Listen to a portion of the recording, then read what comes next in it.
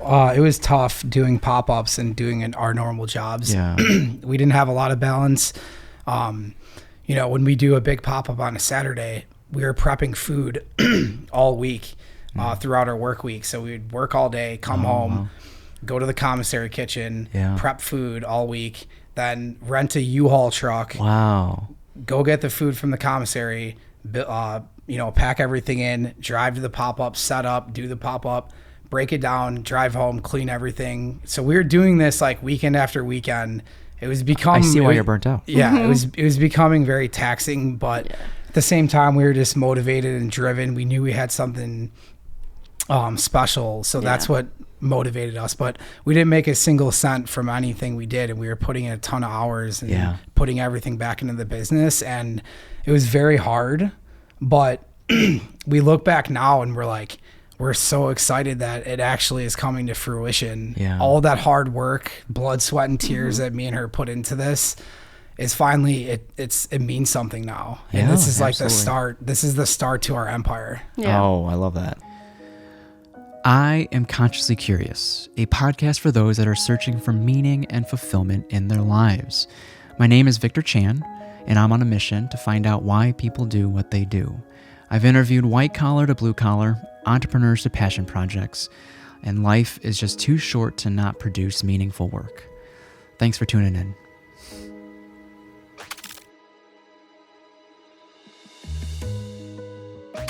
So we are live with, I had a feeling, I thought it was McBrennan's. It was McBrennan's, and then now it's Brennan's. It's Brennan's. Yeah. It's Brennan's. Yeah. Okay.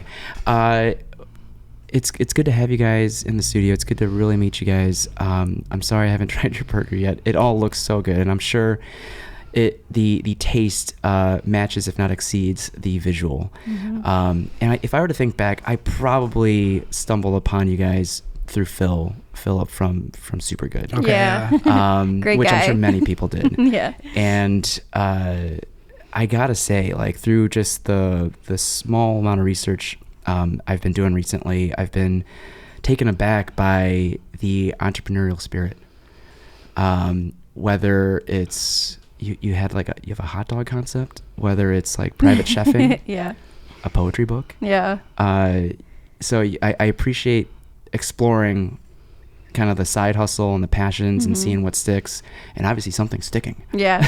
It's all the creative parts of us in every concept that we want to do. Okay. Kind of tasting it, and we stuck on with the burgers for sure. Okay. Yeah. And when I first reached out to Connor, Connor said, are you open to having my wife on? Because this is very much so a duality or a dual concept, right? Oh yeah. And let that segue into how you guys first met. Like, how did you guys first come across each other, and what were your initial first impressions of each other? Yeah, I'll start with that. So we started working at Bavettes Steakhouse together in Chicago, and we didn't know each other. We didn't really speak to each other a lot. We were kind of like on our own. I was on the hot side. She was on the cold side. Okay. And yeah, we were working side by side for like a couple of years or a year and a half, maybe. I'd say a year and a half. We didn't really have much conversation, but we were too into work. Yeah. What year was it? Goodness. Like 2010? 2018, 16 maybe? 2016. It was a long time ago. Yeah. Was that a highly sought after job? Was that hard to get? Because I know the reservations are hard. Yeah. So, like, is that respective on the work side? Yeah, I think I don't know. Everyone always needs cooks. So when I went and interviewed with Brendan, like the owner of the company, and brought a cool resume with a cover letter and some cool stuff in there, and I think right away he hired me on the spot. Okay. Was this your first restaurant gigs for both of you? No. You're seasoned. Where did you get your experiences from? Go ahead, you start first. So I didn't go to culinary school. My first restaurant was Cafe Touche, a French restaurant in Edison Park. Oh, wow. With Joe Calabrese. He's a good family friend of ours. Okay. Owns Zia's Social. And that's kind of where it all started. And yeah, I didn't go to culinary school. And then from there, I still did normal schooling. My parents wanted me to get a degree and everything. Yeah.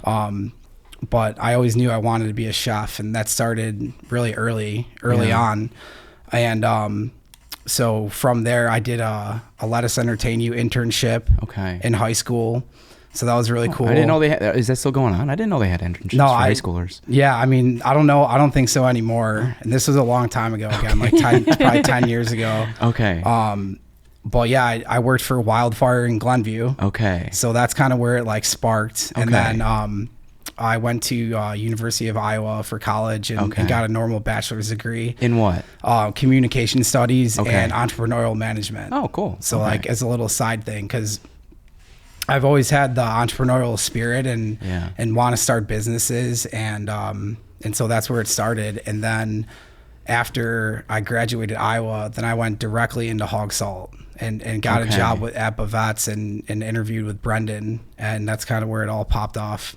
After Iowa, I have so many questions. After Iowa, did you envision kind of like more of the admin side of hospitality and restaurant stuff? No, it was. You really want to come back to the line? It was all cooking. College was truly your side hustle. Yeah, basically. I mean, my parents, they were so supportive in me, and they still are with all this, but they wanted to make sure that if this didn't work out, that I had a backup plan. I had a degree. If I hated my life, if it didn't work out, I have a degree. I can still go and pursue something else. And that they're really adamant about that. Okay. Yeah, because being with Joe, it's a family friend, Joe Calabrese, where you worked with him. And I'm sure they heard the horror stories in the kitchen, and they were like, no, I think you need a backup just in case. Okay. Yeah. But I was just smart on their end. What did you do for Joe, and what did you do at Wildfire? For Joe, I worked on the cold side. So just like salads and cold appetizers, desserts, and did like some oysters. Yeah. And then at Wildfire, I worked on a prime rib station. So I was slicing prime rib to order and doing like steak sandwiches and rotisserie chickens. Yeah. Was there something about the back of the house that appealed to you at that time? Was there like a palpable energy that you latched onto? Yeah, just the high speed environment just really captured me. Just like seeing these guys with 100 tickets on the board in front of them, and they're cooking different steaks and fish and that in a fire oven, and it was just wild to see like how organized they were and how perfect the food came out with that craziness. Still, in a way though, you can probably get that craziness either in an ER as a nurse or as a firefighter. Of course. And that's kind of the traditional route if your parents were those things. Was there anything from those industries that you like as a reason you didn't latch onto? You're saying EMS? Yeah. I mean, I just know my parents have seen a lot with their, my dad was a fireman. My mom was EMS coordinator and triage nurse at Resurrection Hospital. Oh, wow. And so they've seen a lot of gory things. And I think that kind of just put me away from it. Like, I'm not like, my mom loves to help people and is a very personable person. And I just never really had that knack for it. But yeah, I kind of got scared away from some of the like horror stories, I guess, from like fires with my dad, and then bad things happening that my mom would see. Yeah. In some ways, I think both industries, the hospitality industry and the healthcare industry, builds resilience, but also a newfound appreciation for life, especially when you're nurturing on the hospitality side, if not helping save people on the healthcare side. Of course. So thanks for sharing. It's the people that come through our school, I think it reaffirms the experiences through this class, reaffirms their interest in healthcare, but there's always a few people that's like, maybe it's not for me. Yeah. And Alyssa, can you share some of your earlier experiences in hospitality? So I did go to culinary school. I went to the Art Institute downtown before it closed. It's now closed, but I think you're the first. I didn't know they had a culinary program. Yeah, they had it's not in the same building. It was a separate wing in the Loop. So I went there. I wanted to go for baking and pastries as my degree because I did believe that anyone could cook, just like Ratatouille, of course, because I grew up in a really Italian, Irish influenced home. Okay. My grandma's the Italian side, and she was just constantly cooking. Yeah. So doing that with her kind of fueled a little bit of curiosity. But for the baking and pastry, I wanted to do more of the science of it. It's hard for people. I don't want it to be hard for me, because when I want to be a baker, or growing up I wanted to really be a chocolatier, because I thought that was really cool and not around. So when I went to the Art Institute, it was a 2-year program. I wanted to graduate. I wanted to be done and get into the real world. When I did, I think while I was going to school, I was working at Oliver's, which was in Bourbonnais, where I was living with my mom after high school. Because there's a new Oliver's in the South Loop. Yes. So any relation? Yes. Yeah. For the Oliver's. Because I found an old Facebook post from Jason. Yep. Oh my goodness! Yeah. So what a crazy callback. We can segue into that after. That's amazing. Okay, I'm sorry. Small world. We have a lot to talk about. That's so cool. Yeah. So when I went to Oliver's, because after graduating high school, I moved down to Bourbonnais. Okay. That's where my mom wanted to be. She wanted to be out of the city. Okay. And I worked at Oliver's while I was in school. When I was there, I was the breakfast girl, and Oliver's was attached to a hotel, to Quality Inn. Okay. And so I would be the morning breakfast girl, making omelets and anything breakfast for either wedding guests, or there was a lot of construction workers that would stay, and they had to be up early for the morning shift to start their day. So that was really cool. And when the Bears had training down there, all the guests that were there, I would cook for them too. So it really gave me kind of the grind to wake up early. Volume and overnight, like, prepping overnight. Yeah. I would wake up at 4:30 in the morning. Oh, wow. I was already used to it, because I woke up at 4 a.m. to take like an hour and a half ride to the city. Okay. So waking up, doing the grind, making breakfast, perfecting it, and being shown like how to actually make a real omelet and not like a burnt looking omelet. That was really cool. So I took all that passion and all that greenness, I guess, learning everything. And at night, Oliver's was a bar, and sometimes I would start working the bar. So I got to learn how to do things super quick, how to do everything chronologically. I started learning callbacks, and I was kind of ahead for school. So when we had to be forced to take like a intro to culinary, even though you're baking, you still have to have some type of background in the culinary world to understand kitchen and the lifestyle of the kitchen, how you maneuver in a kitchen. So when I started those classes, I felt already ahead and very sure of myself while I was at school. Instead of, because a lot of people were like, I can't do this. This is too much pressure. Where I was like, no, I love it. I've been doing this for a year already. I'm getting paid to do it already, but I want to be more educated about it, because a lot of people in the bar scene at that Oliver's, I think, did shortcuts, and I didn't want shortcuts. I wanted to learn how it's supposed to be done the long way so that I could figure it out. And was there someone there to show you the long way? Oh, definitely. Okay. Okay. Gotcha. Definitely. There was one good guy that was, I can't think of his name. It's so long ago, but there was one guy who kind of mentored me a little bit on how to do the omelet station, and when it got busy, he would kind of maneuver with me instead of pushing me aside and doing it himself. So I really appreciated him for doing that, because most chefs would push you aside, just do it themselves. Yeah. Did you ever feel like you were above school because of that experience, or was there something about like, this is just one class, I'm going to come back to baking, which gives you a reason to stay? No. I never felt like I was kind of above class or above education ever, or even my classmates. I would never be like, oh, I know more than you. Not in that sense. In the sense of like you're gaining more experience because you're working in the kitchen rather than in class. I felt like I was lucky that I was able to get double experience from two different outlooks. Because school isn't typically cheap, right? Yes. So and this is the first I'm hearing of the Art Institute, but other programs are pricey. It's just why am I paying this much money if I'm getting this same, if not better experience, getting paid for it maybe in a kitchen? Yes, but I will say, going through all that now, I personally don't think you need to go to school for culinary. Okay. I think the experience is what it is, and depending on the level kitchen that you are in, that mentor, that chef will teach you so much more than a school will. Yeah, I agree. I say that the school really did a good job with sanitation and cleaning. Okay. That's something that I will forever take from them. Which are certs that everyone needs if you work in the hospitality industry. And so do those certification classes not hammer it as hard as maybe the Art Institute did? I mean, it depends where you're at. Yeah. Because, I mean, some bars can be a bar. You know, it's kind of dirty and grimy and they don't clean as well.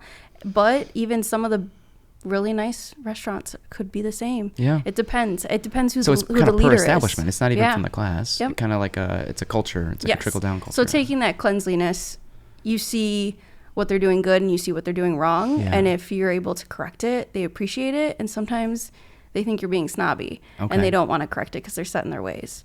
So that's something that I'll take forever from how clean.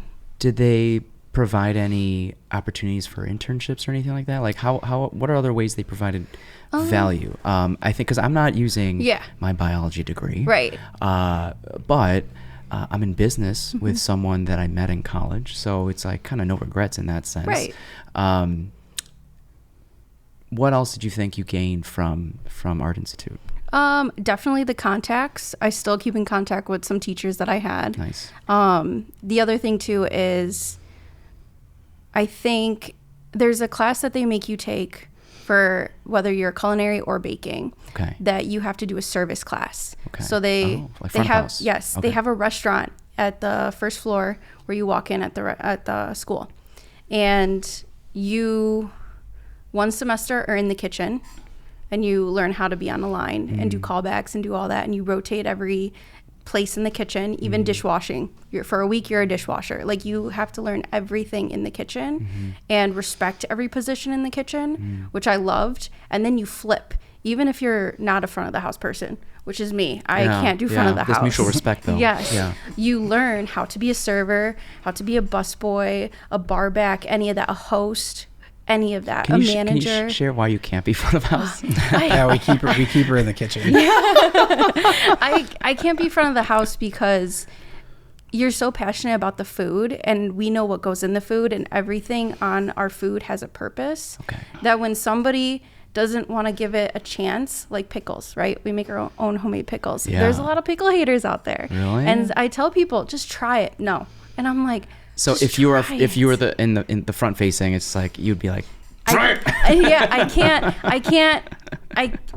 It's not in a mean way. It's kind of like heartbreaking. You take it personally. I do, and I'm just like, but how do you know unless you try it? Because I'm not saying 100%. My stuff is the best, but it's better than what I know you're used to. Cool. So just try it, and people are just, I don't know, they're hard to get to sometimes, and then it hurts me, and I'm like, I no, understand that. Don't hurt my baby. It's a good pickle. So it's not like you're bad with people. It's just like, this is such a personal. It's so hard not to take it personal. Okay. Yes. Okay, I understand. But people are difficult though, as you know, in the hospitality industry, especially now, because a lot of people have allergies, and a lot of people are, some people are just like, I don't want anything soy, and I'm like, unfortunately, my sauce has soy in it. And they're just like, well, can you make it without it? And I'm like, I can't, because we're busy, and I wish I could. And then I'm like, I'm so sorry. I would just want to people please all the time. But I'm like, just try my pickle. Just try it. People are just difficult to It's one thing with. If it's an allergy, and it's another thing that's like by choice. Yes. Yeah. If it's an allergy too, and then people get angry and they're like, well, why don't you have this option? And I'm like, because that's not how I built it, and I'm sorry. Yeah. And then I feel bad, and I'm like, maybe we should make something to make them happy. And Connor's like, no, it's fine. Damn. He's like, it's fine. Shut it down. Yeah. we're just very back of house people in the sense of like, we focus on the food, and we let the front of house people deal with guests, and it's very tough front of house. Well, it's tough because some of the raving comments, whether that's on Reddit, Yelp, Google, are about your pickles, about like, are these like homemade? As well as we've turned around a lot of pickle haters. Oh, good. Yeah. And as well as a few people that are like, I love to see a lady on the line, and it's like, that's awesome. we have a lot of women. We're majority women. Yeah, we're majority I think he's like women. The only men. He's the only man sometimes at our pop-ups. Yeah, like we have a line cook that we worked with at Bavettes that works with us, and we'll help open. And then we have her friend that will be a prep cook That's a lady, and so I'm like the only male involved right now. Was it kind of the opposite when you entered the industry? Oh, definitely. Okay. Yeah. Usually I was the only girl. Is it still kind of the culture? I would say it's more male dominated. It's definitely more male dominated. It's definitely male dominated, but not as much. Yeah, I'd say it probably is 70% now instead of 95%. But like when we worked together, there's probably only on the line as far as back of house. Yeah, there's probably only like a couple girls, with 15 guys too. I think there was a total of 3 girls when I was working there. Yeah. I'm sure you've been asked like, Alyssa, don't you want to be out there? Don't you want to be in the front of the house? Oh yeah. I mean, I've tried it. I've hosted a couple times, and doing like phones for ordering and stuff like that. I mean, it's technically over the phone. Like you could do the job. Yeah. I mean, you have to put on the face. Yeah. And sometimes it's exhausting to put on the face. I just want to be back in the kitchen, head down and make good food. That's it. I understand that. Now, did anything come between, like what came after Art Institute?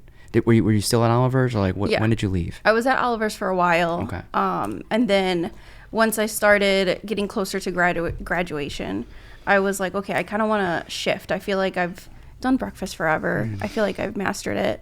The bar stuff, I felt really, I felt ready to take the next step to do something else. So there was a hospital by my house in Bourbonnais called Riverside, and they had a like living facility for people with dementia and on just site like in the hospital. Yeah, and they had like an assisted living wing, and so they just opened, and it was a brand new kitchen, and I'm telling you, they were spoiled.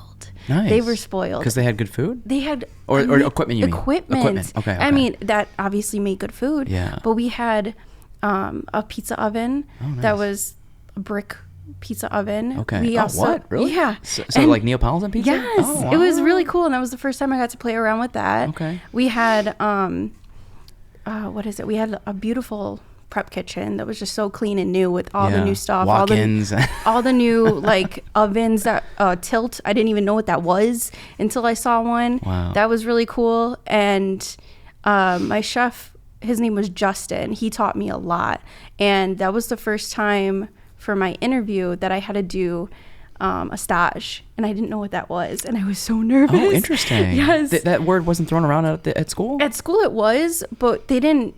You're not staging at school to prep for that.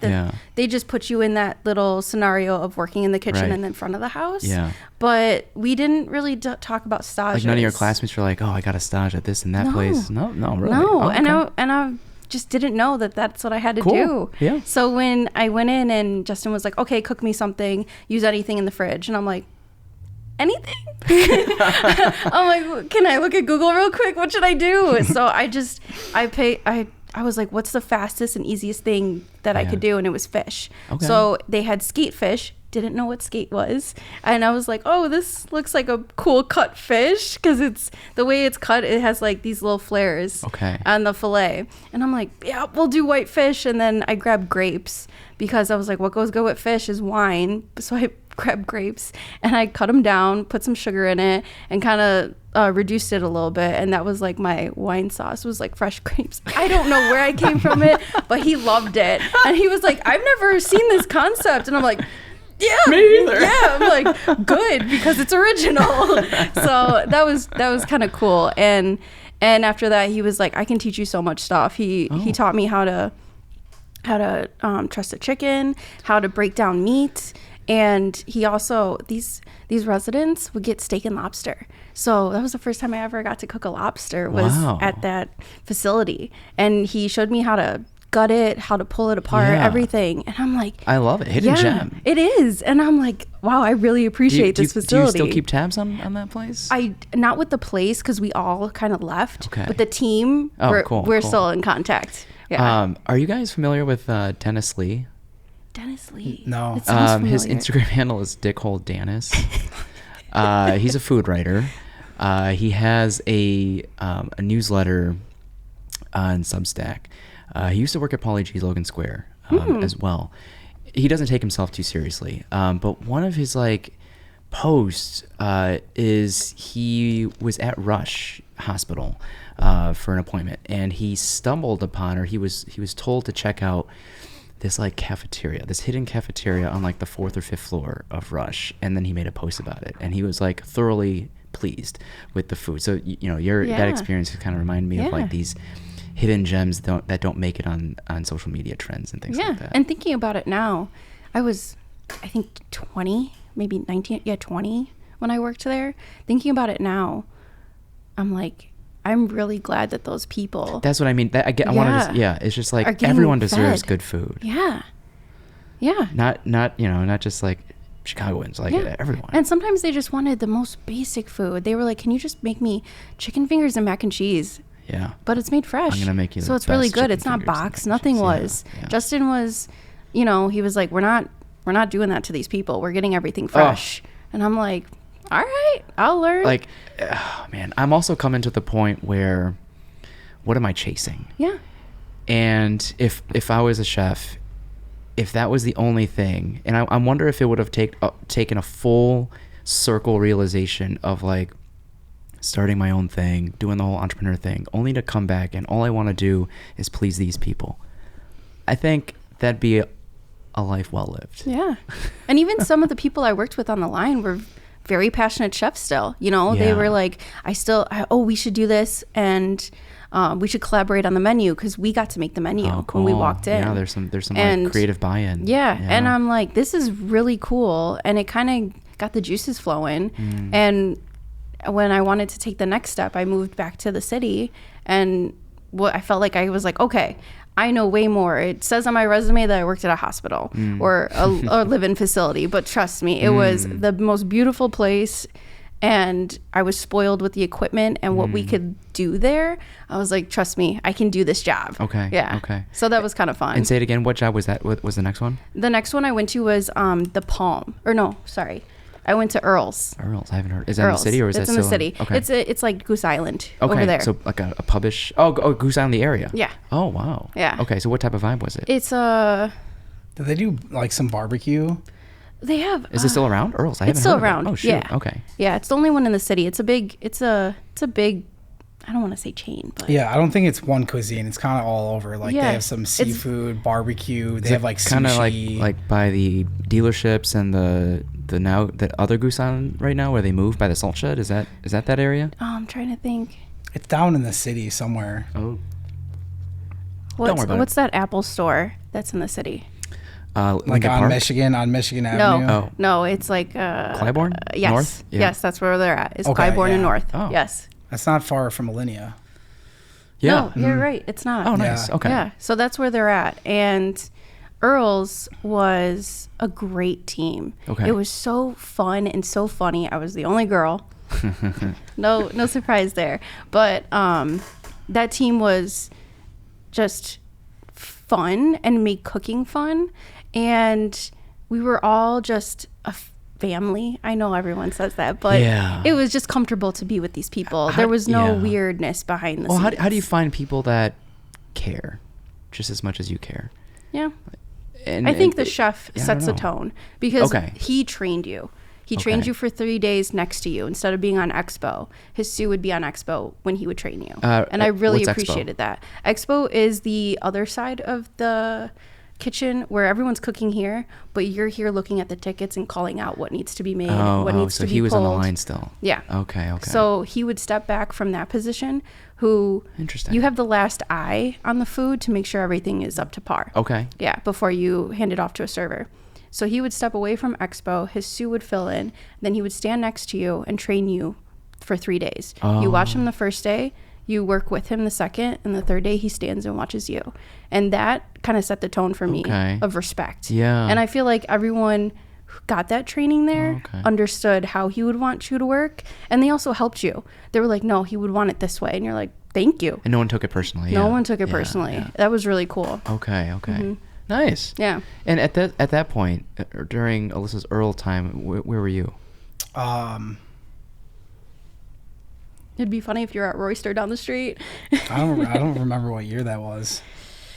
I was in some hog salt restaurant, either Trivoli or Guild Bar. I want to say that was like 2014 maybe. Yeah, I think it could have been Trivoli or Bavettes, one of the two. I spent a lot of time at Hog Salt. Okay. That's like the main. Was that common for people to bounce around? I mean, not really. I was a trainer at Bavettes, and so they bounced me around to a few different openings. Because you were a trainer? Yeah. Okay, so, okay. What was your gateway then into Hog Salt?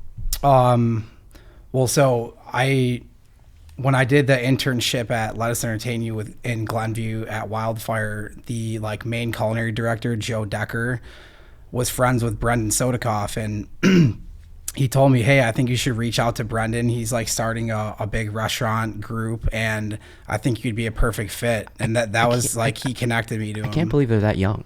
Yeah. And the empire that's going on. All the small chevals everywhere. Oh my God! Yes. There's one by us in Rosemont now, and it's like the most beautiful one they have. It looks like a fine dining restaurant inside, but it's just burgers.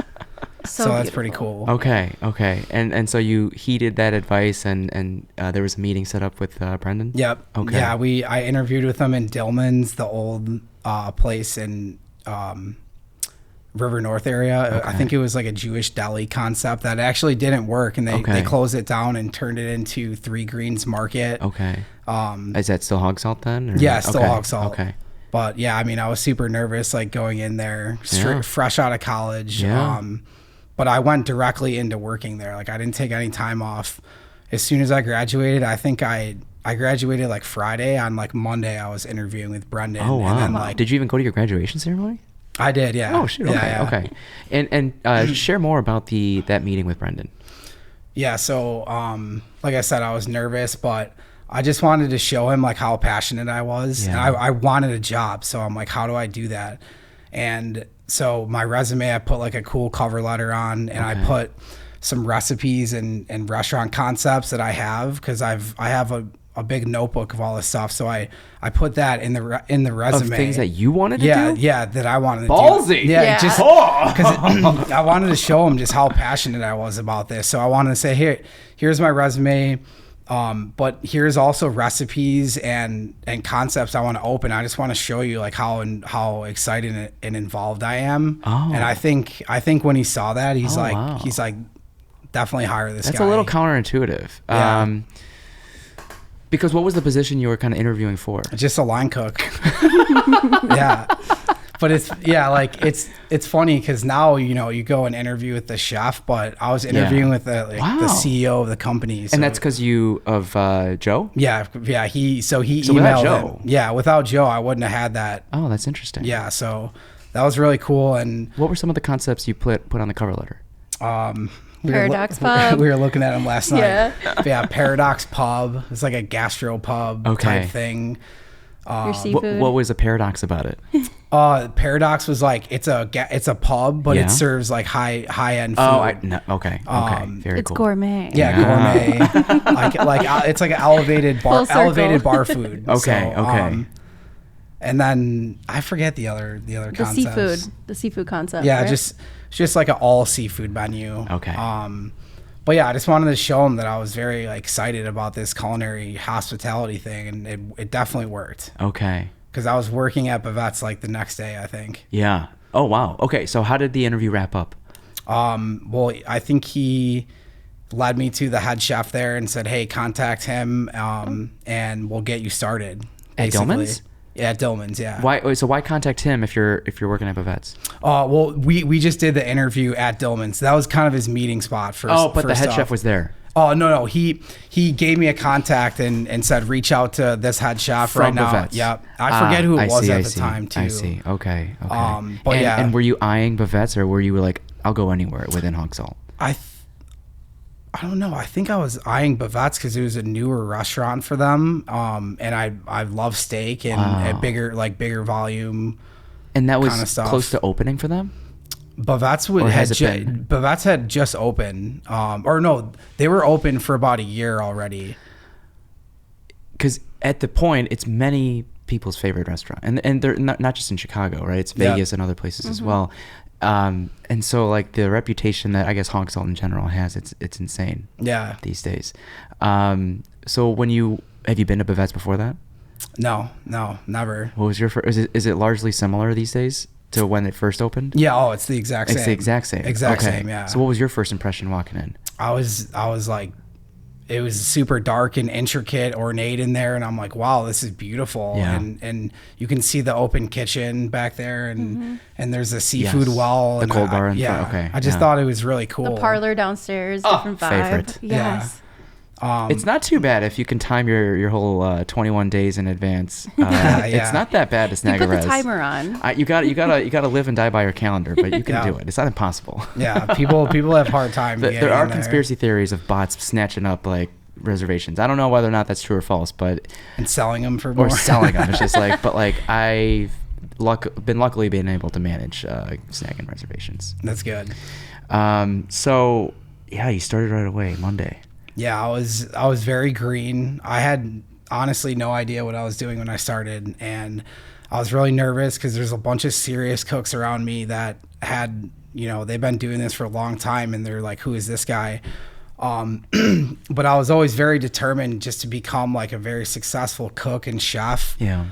And I was just a sponge and just really focused on my work and people telling me what to do. I focused really hard on that, and I said I'm going to be successful on this. I'm curious when for both of you, you guys acquired an understanding of the level of professionalism or seriousness it takes to thrive in this industry. I think definitely the culinary team at Hog Salt and Bavettes, like once I saw, like Didier, his name's Chef Didier, he's a French chef. He used to work with Alain Ducasse in France, and Ryan Nilsson and Kaz. The culinary director team would come in and create dishes for like specials for Bavettes or the other restaurants, and they would come and teach the cooks what they want them to do. And when I saw those guys in the kitchen, I'm like, wow, this is really serious. Yeah. Past just the line cooking and the food, like these guys they're in here perfecting dishes and recipes and teaching the team how they want to cook it, and then they would stay there for a week and cook with the team, and it was so serious. I'm like, wow, this is way more than just a restaurant. Yeah. Oh yeah. What was it for you, Alyssa?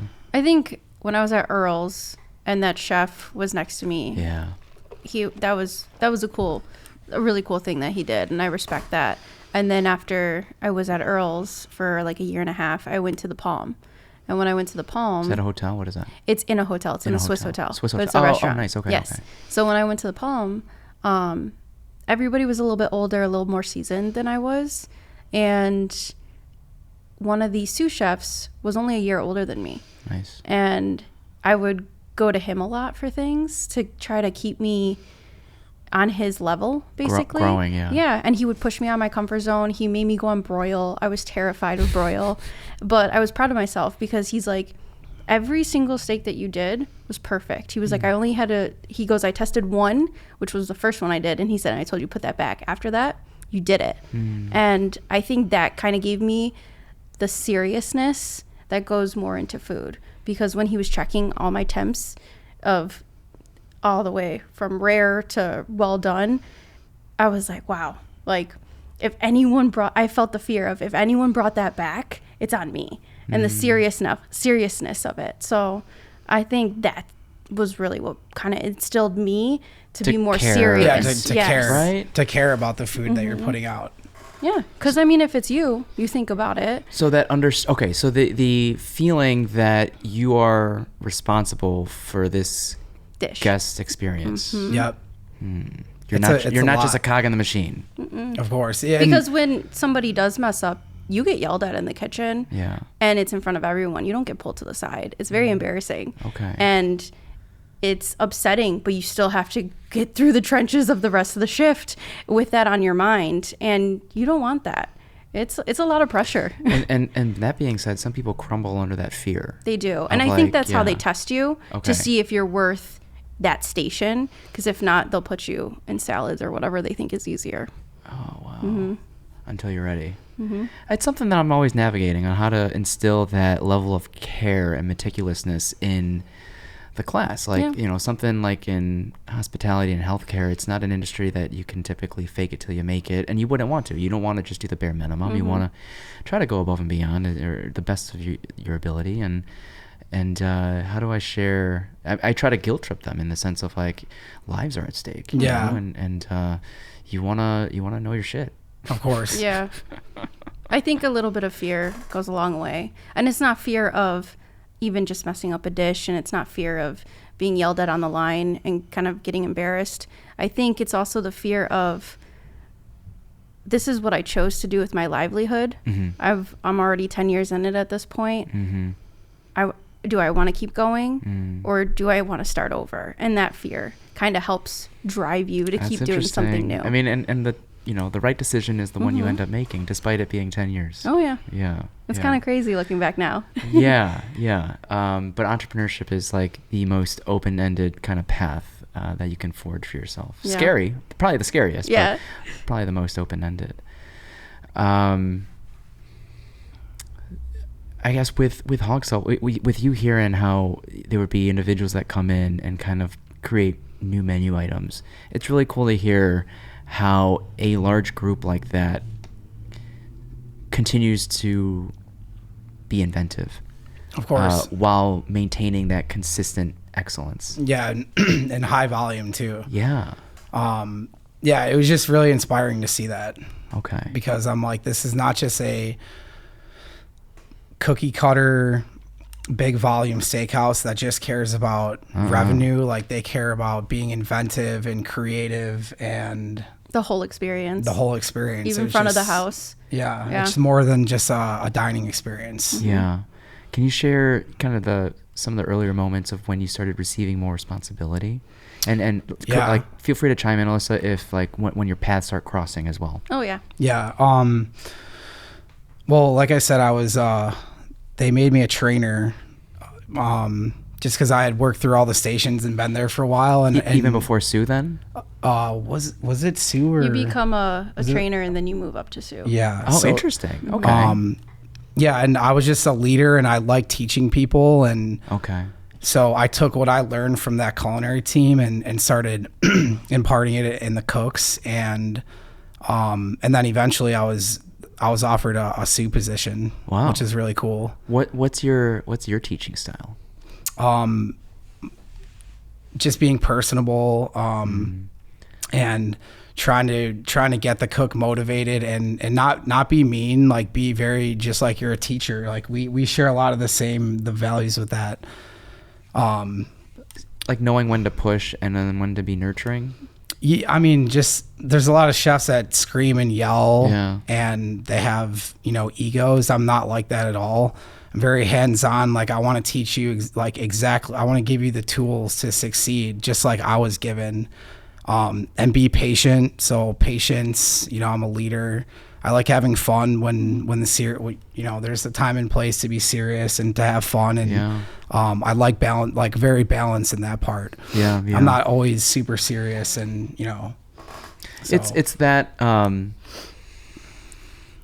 candidness that allows, like, if the individual that you were training can see you during those moments, I think they would feel more comfortable asking what might initially be deemed a silly question. Of course. And I would tell them, no, there's no stupid questions, they would teach us in school.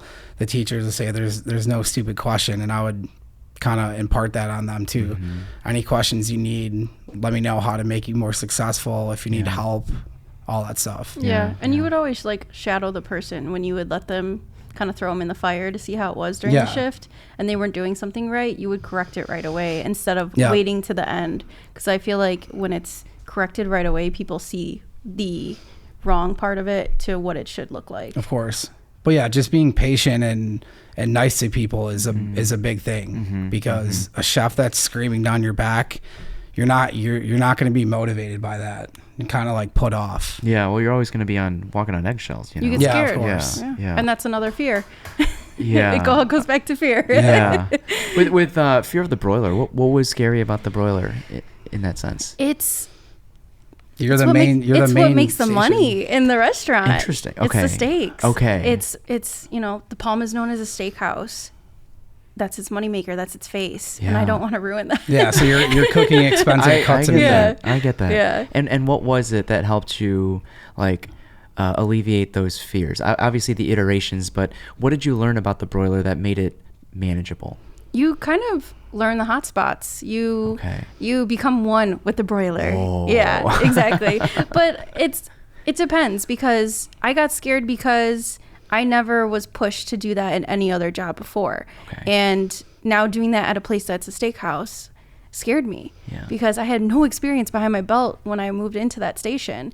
And it was kind of nice to get that nudge, because I feel like, me personally, I need to be thrown in the fire because if I don't have to do it, I won't do it. Okay. And him doing that, I was like, easy.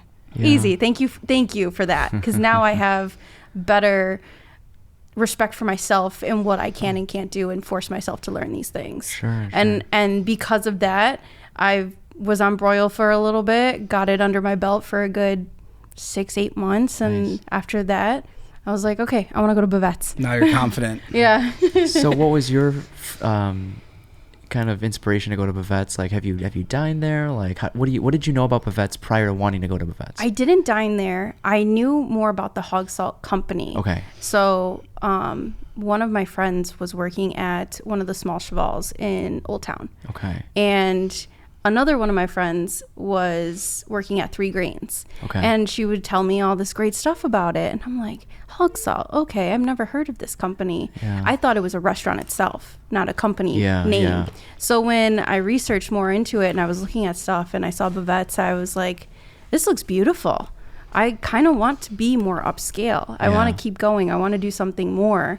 And when I did apply to it, I was very nervous. They sit you in a room with other candidates being interviewed by other managers or chefs that are there. It's pretty open, and you can kind of hear people chattering and stuff behind you, or you're like, oh God, this is how many candidates? I think there were 6. And do they tell you, like, not all of you are gonna make it? Like, no. What's that like? They just interview you as is, and sometimes they'll switch you with another interview candidate after they asked you so many questions, which now I know was front of the house and back of the house people. The manager and the chef would interview you. So they'd be like, okay, when so-and-so's done, you're going to go over there and send that person to me. Oh. And I'm like, what?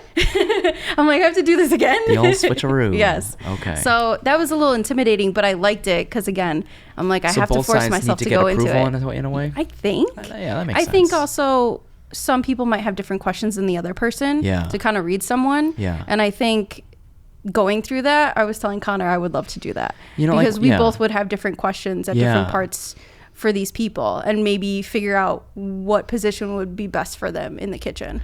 Well, in the back of the house, you want people representing your food in the front of the house right? So I think it's important. It creates cohesiveness. It was an open kitchen, so they probably wanted to see, like, how professional are you? You know, do you know when it's a time and place to speak? We do have an open kitchen, so you're going to be on display. People take pictures of you. Sometimes they ask questions, answer. Are you comfortable with stuff like that? Yeah, camera ready. Yeah. And then was your initial role, like, were you interviewing for a line, or was it the cold station in particular? It's technically the line. It's all line. So all line. Oh, gotcha. So you have to be able to do everything, essentially. Yeah. Okay. But they stuck me at Gourmet, which is the cold side, and I didn't want to leave. I loved it. Yeah. Okay. I didn't want to leave. And that line was so tight. The hotline, oh God, it was so tight. I was like, I think I'll be good here. In the sense of, like, it's very precise. Multiple chefs in a small area. Well, no, it's just space wise. It's a small line, but yeah, she was great on Gourmet, and then I became a trainer for Gourmet, and I was like, I love it here. This is my baby. Yeah, this is where I started. I want to make sure everyone else is good with this. You're really good over there. Yeah. Maybe a couple months ago, we had a motor shucker on, and they brought, like, oysters to shuck on the show. Oh, that's cool. Nice. That's awesome. I mean, and that was a pandemic kind of success story as well. It's like, we're just bringing, one of the co-founders, their family has oysters on the East Coast, and, like, they would just bring oysters and maybe a bottle of wine to the park during the pandemic and just kind of have a good time, and then kind of just that's where it all started. That's where it all started. That's cool. Organic. I love that. Yeah. Oh no, they weren't at because you've popped up at almost everywhere, and we'll probably get to those pop-ups eventually. But a recent pop-up that I went to was for Polita and Alvis, at Quality Time. Okay. And I feel like you guys have been there. Yeah, we did one there. Okay. So tell me when your paths like personally eventually crossed. Yeah. So, let's just say it was my birthday one day. I was having a bad day, and I came in, and for some reason I just wanted like some comfort, and I started talking to her, and I was just like, hey, like, I just want to let you know it's my birthday, but I'm having a horrible day today. Like, and she basically said, well, like, let's go out for drinks tonight. Like, it's your birthday. Let's go have fun. Like, you shouldn't have a shitty day on your birthday. And I was like, okay, this is awesome. So we went to just you two. Yeah, just us two. And what was your first impression of him prior to his birthday? Very serious guy. Very serious on the line. He was head honcho. Like, honestly, he was always in his I don't know. He was element. He was always focused in his space, and it was his space. Don't cross that line. And if you needed something, you can obviously ask him. But he took over wherever position he was, and I'm like, wow, this Bavettes, okay, like, you know, like, this is what it is.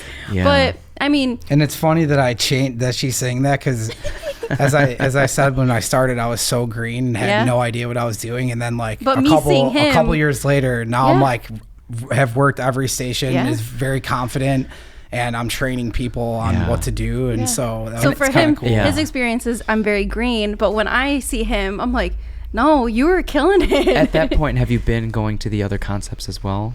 Like to dine or no to train? No, I haven't yet. Okay. So it was just like, you know, I was training cooks on different stations at Bavettes. But yeah, we went out for drinks at O'Callahan's bar. O'Callahan's. Downtown, and we just talked and had a good time, and she made my birthday like great. Yeah. But there was something about that. This could have been a team thing. This could have been like, let me grab a couple other Bavettes people. Well, because he was having a bad day and he came to me about it. Wow, that's so like, sweet. It's up to you. But I'm like, no, we're gonna make your birthday awesome. If you want to talk about it, cool. If not, we don't have to. We're celebrating. This is strictly kind of a friends thing. It is, yeah. Yeah, I get. How would you advise? Because the incestuousness of relationships within hospitality and healthcare. I don't know how it is these days, because I'm out of the hospital these days and I'm off the ambulance. But any advice for kind of like workplace relationships? Oh, definitely. Or even friendships, you know, just like how to navigate that. Yeah, I think for friendships, it's obviously easier and more fun, because you're friends, you go out after work, you get drinks, you end up knowing who you're working next to. And you're, at least what we've experienced in the hospitality, you're at the restaurant 12, 14 hours a day. So you're there more than you are home and seeing family. So for relationships, what I told Connor was, there's a lot of drama that can get into it if other people get into your relationship. Everyone's very nosy, I feel like, in restaurants. Because you're at the restaurant 12, 14 hours a day. That's your life. You need something. Everyone wants the gossip and the tea going on. And I told him, we're keeping it on the down low. We do not need to tell anyone that we are dating, because it's between you and I, you know? And I think keeping it serious in that sense, I think that's the best way to go about it. Obviously, that's great advice. Yeah. And obviously, if you choose to tell people, go ahead. But Connor did move up to a management position at one point, and they don't really care for that. They usually move someone out of that facility somewhere else because they don't want anything hardship, anything going wrong. So I'm glad we kept it quiet, because we were we were professional about it.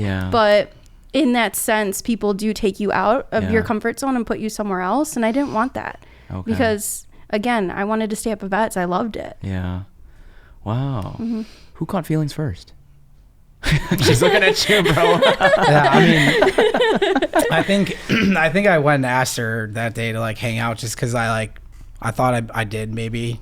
So Oh, it worked out though. Of course, yeah. Oh wow. It's just kind of a crazy, like, our whole story from the beginning. We're both passionate. It was fast. Passionate food people that crossed paths naturally at Bavettes, and then it's flourished into like what it is now, and it's just special. Yeah, it seems like I get that feeling. So then, where do we go from here? Are you now training at other places, and do you ever get off the cold line? Like how does that look like? No, I stayed on the cold line until I left. Okay. And you started moving around during COVID. Yeah, they or right before you opened Trivoli, and 3 days later COVID happened. Yeah, but they were sending me around to do some different projects. Like they sent me to New York City to help open and train Ocheval. Okay. So I did that, and then they sent me to Vegas to help train like cooks on steaks at Bavettes there, which was really, really cool. Is it bigger or the same? It's not bigger, but it's way more like ornate and intricate inside. The decor is like, if you think Bavettes is cool, like the Vegas one is like 3 times. Do they have a parlor?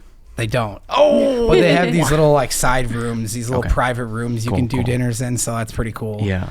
And they sent me to Yountville, California to help open some stuff there. So I was kind of bouncing around, like doing fun stuff like that. And I'm really excited they gave me that opportunity. Yeah, that seems like a lot. Did you go by yourself or with anyone? Yeah, I went by myself with some of the culinary director team I was talking about earlier. So I was like getting closer to those guys and learning where their head's at, and just did that shape how you would teach afterwards, or like did you gain anything from these experiences? I think just the seriousness, like we said before, like seeing how passionate and serious these guys are about food and hospitality and culinary. I was just like, these are my people. Like this is so cool.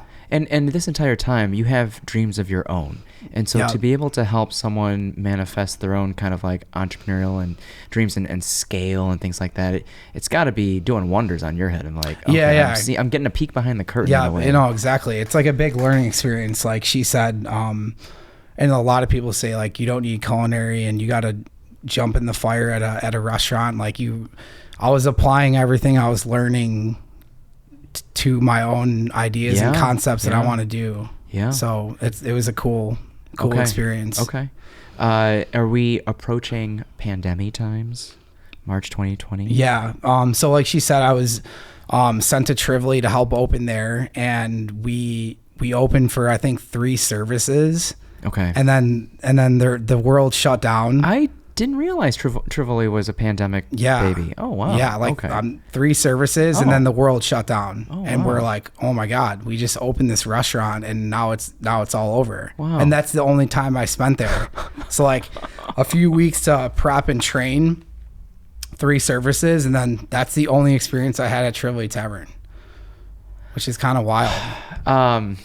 Speak about the feelings that the teams were having as far as like, what are we gonna do? Are we gonna be let go? Like, are we laid up? Like, what's going on? I mean, yeah, everyone was freaked out and didn't know what was gonna happen. And yeah, we were worried about like losing your job, because if the world shut down, people are not going to dine, and that's what we're there for. But fortunately, they pivoted and started doing takeout at all the places. So we were like at Bavettes small, they were doing takeout during pandemic, and they were killing it. Okay. They do a Thanksgiving thing too. The Hog Salt does a Thanksgiving thing. Like slightly different at every concept. Mm-hmm. Yep. Okay. But worth it or not? Should I? I mean, feel free to speak. It is for sure. Good? Okay. Yeah. All right. But yeah, it was just kind of crazy to see that all unfold, and then we were selling hundreds of steaks to go out of Bavettes, and there's people lining up down the street in cars during COVID. Yes. Yeah. Was that working out? Like, what was the feedback from that? I don't know exactly, but I mean, the steak would go out perfect, but if it's not consumed for another hour because of the drive home or whatever, I'm sure it wasn't as... Because that wasn't a thing prior to that, right? Yeah, no, it wasn't. Okay. But we had a pivot, though, to keep the business going, right? Yes. And thankfully, everyone survived, as far as Hog Salt goes. Yeah. Okay. And then were there layoffs in a way, or people kind of just like pivoted? I think they just moved people into different positions to keep everyone kind of happy and keep people around. I kind of forget if there's layoffs, but Well, I guess, I mean, from your own personal experience, what ended up happening with you guys?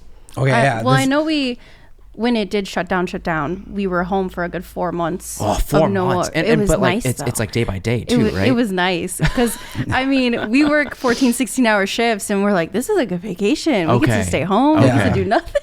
Yeah. But no, this was a good segue into this because with a little time off from COVID, we're kind of just thinking, okay, where are we going with this? Like, we've always wanted to start our own restaurants. You know, what could we do? We have all this time now. Like, let's use this time to be creative and actually get something going here. So we made table to table private dining.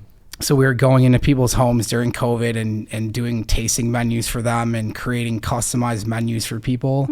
And we just kept it moving, the culinary and hospitality, but it was for us now, and we were cooking our own food and going into people's homes, and people absolutely loved it. And with that, we were kind of testing our concept a little bit on people who hired us, and gave them menu options of what we would want to sell at our concepts. So we were kind of like, okay, let's get a head start right here. Here's a list of things you want to do all this, but it was our food concepts that were like, okay, now we can kind of like experiment with these recipes and stuff. Yeah. And what was it like wearing the front of the house hat? Well, it's difficult because people want to talk to you the whole time. They do while you're prepping and cooking. Learn to multitask a little bit. Yeah. But I think we got better with like front facing, talking to guests and being personable. It was kind of nice to get it back because it was over COVID. So it was kind of nice to talk and have a good conversation with people again. Right. And we were discussing our food. So of course, we want to show that off. What a perfect workaround to the COVID parameters of restaurants. Yeah. You're going to make do with what you got. Exactly. And people still want a good time. You have to keep pivoting. People still want to eat, right? Yeah. Oh, wow, that's tough. How long did that go on for? Is it still going on? We stopped it the because website wasn't up. Yeah, we stopped it because of this concept for Brennan's. Okay. Yeah, because we can't do it all. Yeah. But the seeds are there. Yeah. Okay. Which, off camera, you mentioned like Mitchell and Francis and Simon. And then I don't know if you know Junho as well. He formerly worked at Parachute, but he has his own Haru like it's in his little apartment. It's wild. That's cool. But a lot of these concepts were born out of the pandemic. Of course. And it's really cool to see people regain agency. And you can, like Simon says, like if he wants to travel the world, shut off the talk and like, I'm not cooking. Yeah. So what did you gain from these experiences? Like, was it reaffirming to the concepts that you already had planned prior to Table to Table? Yeah, I think just it sparked a new interest for us and motivation being able to do our own food, because it gets when you're in the restaurant, you're just line cooking all day, head down, and you're just getting beaten up all day, and you kind of lose that passion for how it's all started. And this kind of like reinvigorated our passion again. We're like, we do love this. Yeah. We do want to continue. We want to open restaurants. But at the same time, we both left the industry now at like right around this time. She left, and then I left like a month after. We were both kind of just done working for other people, and we were getting overworked and just didn't really have that passion anymore. And the Table to Table brought validation to our concepts and our recipes and how we look at food. And it kind of was nice because I think this kind of started the whole snowball effect of, okay, now we're gonna open Brennan's and start this concept. Oh, so Brennan's was going to be kind of more of a fine dining concept? No, it was just more, okay, if we can do steakhouse food really well, let's do casual food that everyone gets, but make it elevated, since we come from this background. So that's kind of our whole like idea with behind the gourmet. The empire we want to build is we love elevated fast casual food, because it makes sense as far as food costs and with COVID, space and everything. A lot of people didn't want to dine in anymore, even when they were allowed to go back. Still, people don't want that. They want the convenience of quick, fast, casual food. Chef Curtis did a burger thing in the pandemic from Ever. Okay, that's interesting. Did you continue to put money into table to table at the time, like to the point where you wanted it to be full service, all inclusive, glassware, flatware, tablecloth, like linens? No, you didn't get to that point. We were watching Francis and Mitch do that, and we let them do that thing. Another pivot. It just seems like a ton of work and a lot, so we kept it more just just easier, smaller. So by that point, scale. You're like you already made the decision to do more casual anyway. Yeah. Okay, so there was an end to this. In a way. Yeah, I mean, when our storage is low, we gotta. Okay, sure. Yeah, sure. We just wanted to take our knowledge and background from like that nicer full service, and we're like, how can we instill this into like elevate casual food? Yeah, exactly. I see. That's where kind of the gourmet burgers thing come from. We wanted to do a burger concept, but like elevated somehow, and not super fancy stuff, but just it's still like simple ingredients though. You know, like, man, I think one of the comments was like how keywords like Wagyu is like a little misleading in the sense of like, is it truly elevated just because you have Wagyu in there? Yeah. So that's a whole thing that people were kind of debating against that. But we just use Wagyu beef fat from South Chicago Packing. I see them in Costco. Yeah. Yeah, they've kind of exploded. Because I mean, I thought, what's a better fat than to cook beef in its own fat? Yeah, it soaks up the flavor, and anything obviously you cook in soaks up that flavor. But I thought it made sense just cook it in its own fat, and it tastes like a burger. Yeah, instead of soak it in a seed oil, and you can taste the seeds, and even just like butter. You're like, this tastes like a butter burger. Yeah, Mitchell does that at Gavroche with their fries. Their burger is good too. If you haven't been, no, I haven't been there. I want to. Like even the regular burger, there's like the King Louis, which has like caviar on it, and then the regular burger is a phenomenal burger. Yeah, we should go there and get some ideas. Oh yeah, oh, goodness. When's the last time you saw them?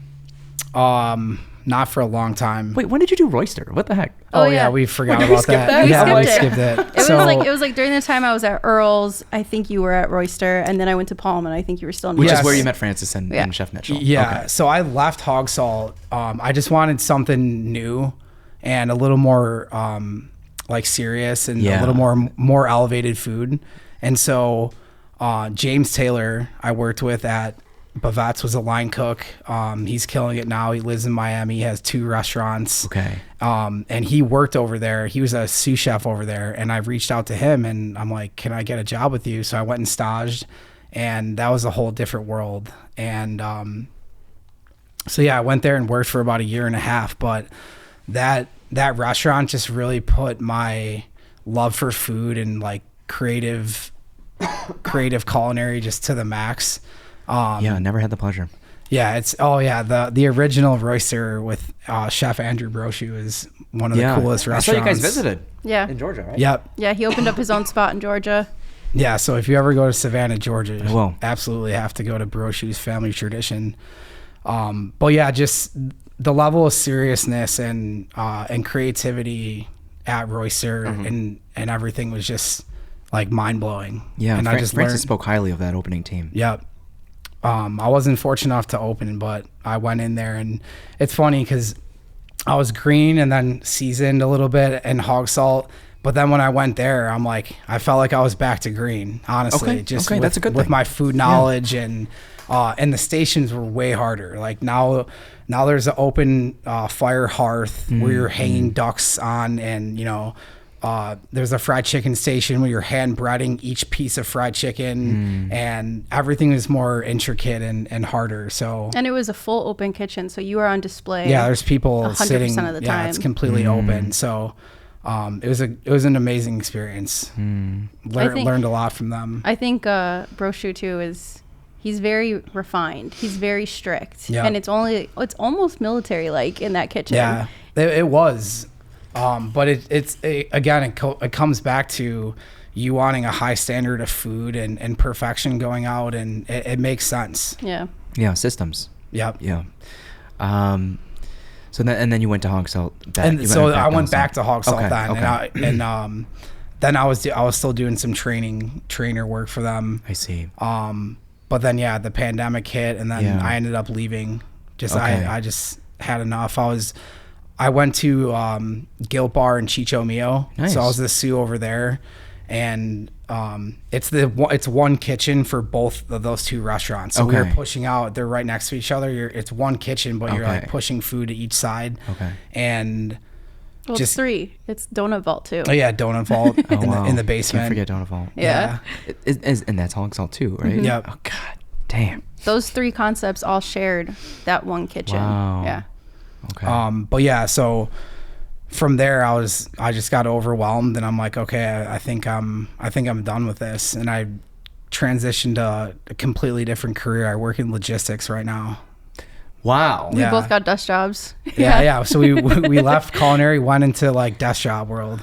Right away, because I saw some like you were doing like Zoom classes. Oh, that was through the table to table. That was table to table. That was like fresh COVID. We were trying to get people on the immediate pivot. Yeah. Okay. So we were getting people doing steak classes and cocktail classes on Zoom, and that was a lot of fun. Was this brought on by a demand from certain people, or an offering that you guys came up with? How did that start? I mean, I think we've seen other chefs kind of dabble in it, and we were like, well, we should try it. We knew there was going to be a demand because of COVID. Like, and people are not going. People reached out to us knowing that we're chefs and was like, do you guys do this type of stuff? And we're like, no, but we can. Yeah, because we started seeing classes come out, like cocktail classes, this and that during COVID, because people were stuck in their home. Yeah. And so we're like, we can monetize this and have fun with it. Yeah. It's interesting because like typically chefs are celebritized these days, but it's like typically executive chefs and sous chefs. So it's like, but people. Did they know you at Bavettes, or it's just like friends of friends or family friends? Yeah, like, it was more of that. Yeah. Oh yeah. Okay, cool. And then from there, it kind of just spawns from there. Okay, yeah. Okay.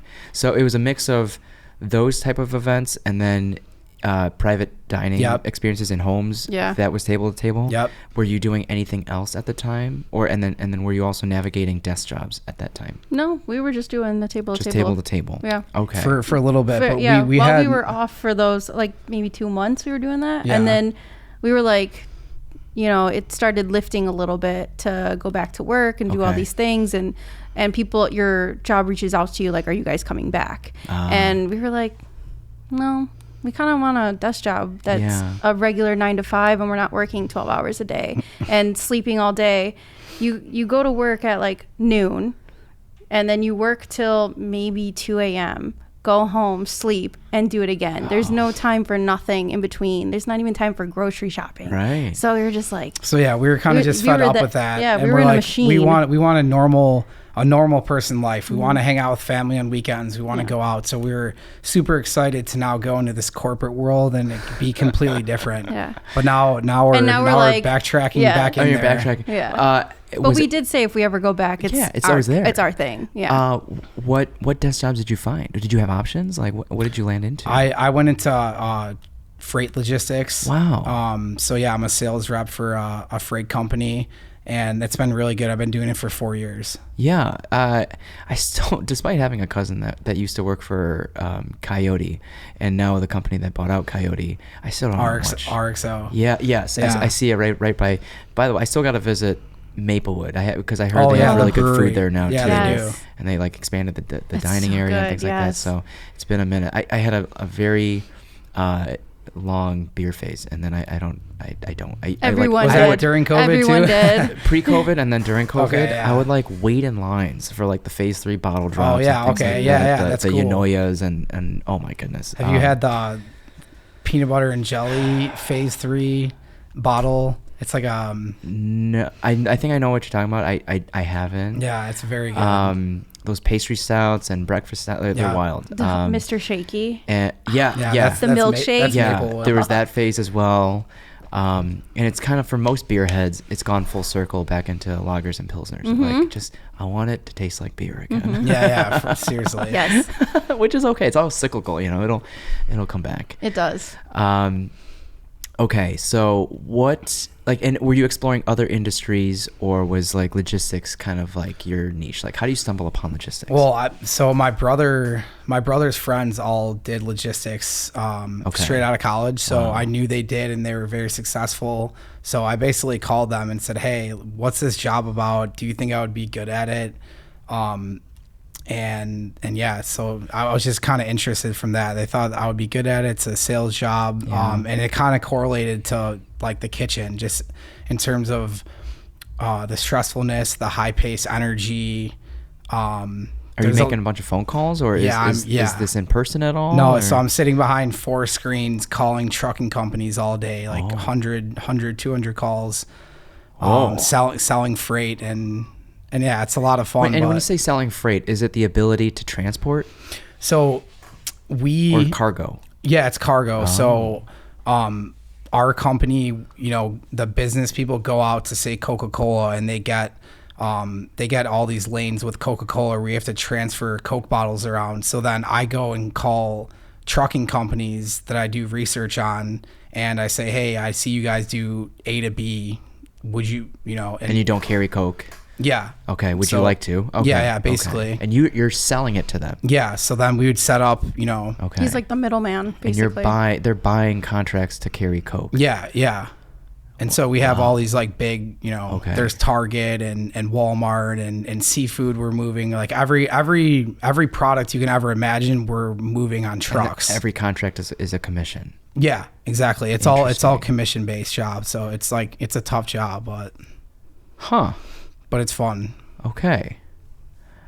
I was like, if I ever go back to corporate, I don't know. Not that I ever had a corporate job, but like, if I ever, now you have a connection. That's interesting. And what did you find yourself in? I went to an orthodontics office. So my mom was a dental assistant, and I kind of knew the dental terminology a little bit. Yeah. And their hours worked for me, and I was like, let's do it. Okay. It's easy. I've been there for 5 years this October. Oh, wow. So I'm like, I don't know. It's kind of crazy going from the food world to teeth. Yeah. And now the knowledge that I have on teeth is kind of a new world for me. But we were just looking for anything other than the. We were looking for a paycheck. We wanted to get out of the house. Sure. So right now, we were still doing table to table with our desk jobs. Okay, cool. Yeah, that was our weekend availability. Was that? So yeah, we stayed busy. Okay, so that fueled kind of like your creative side. Mm-hmm. Okay, at the office, like, are you front facing? Are you like like when the first person that someone? Yep, I am at the front desk. She's the main front facing when they walk. Cool.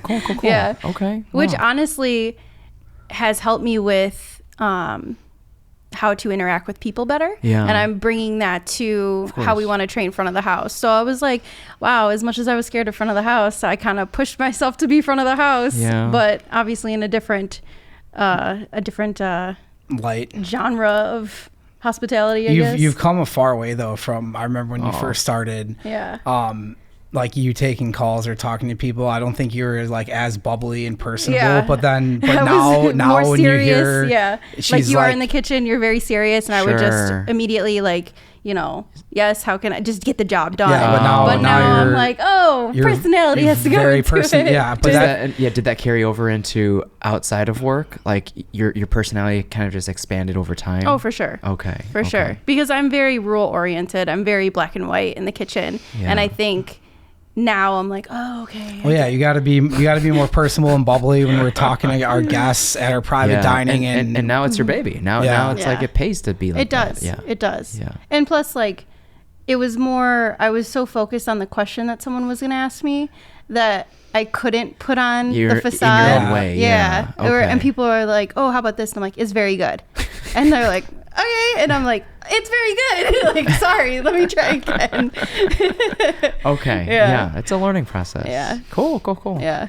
And then tell me, like, how do we land? So at this point, like, after table to table, you definitely wanted to do an elevated casual concept.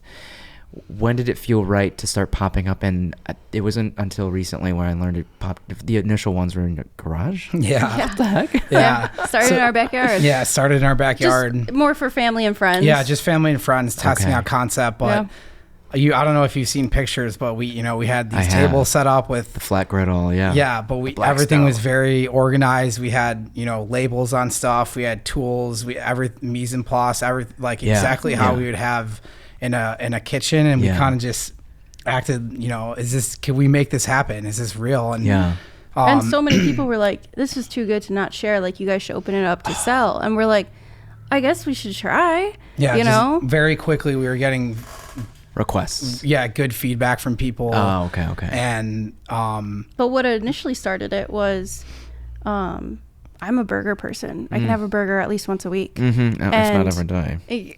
Yes. And we just moved to Park Ridge, so we were looking for food around there.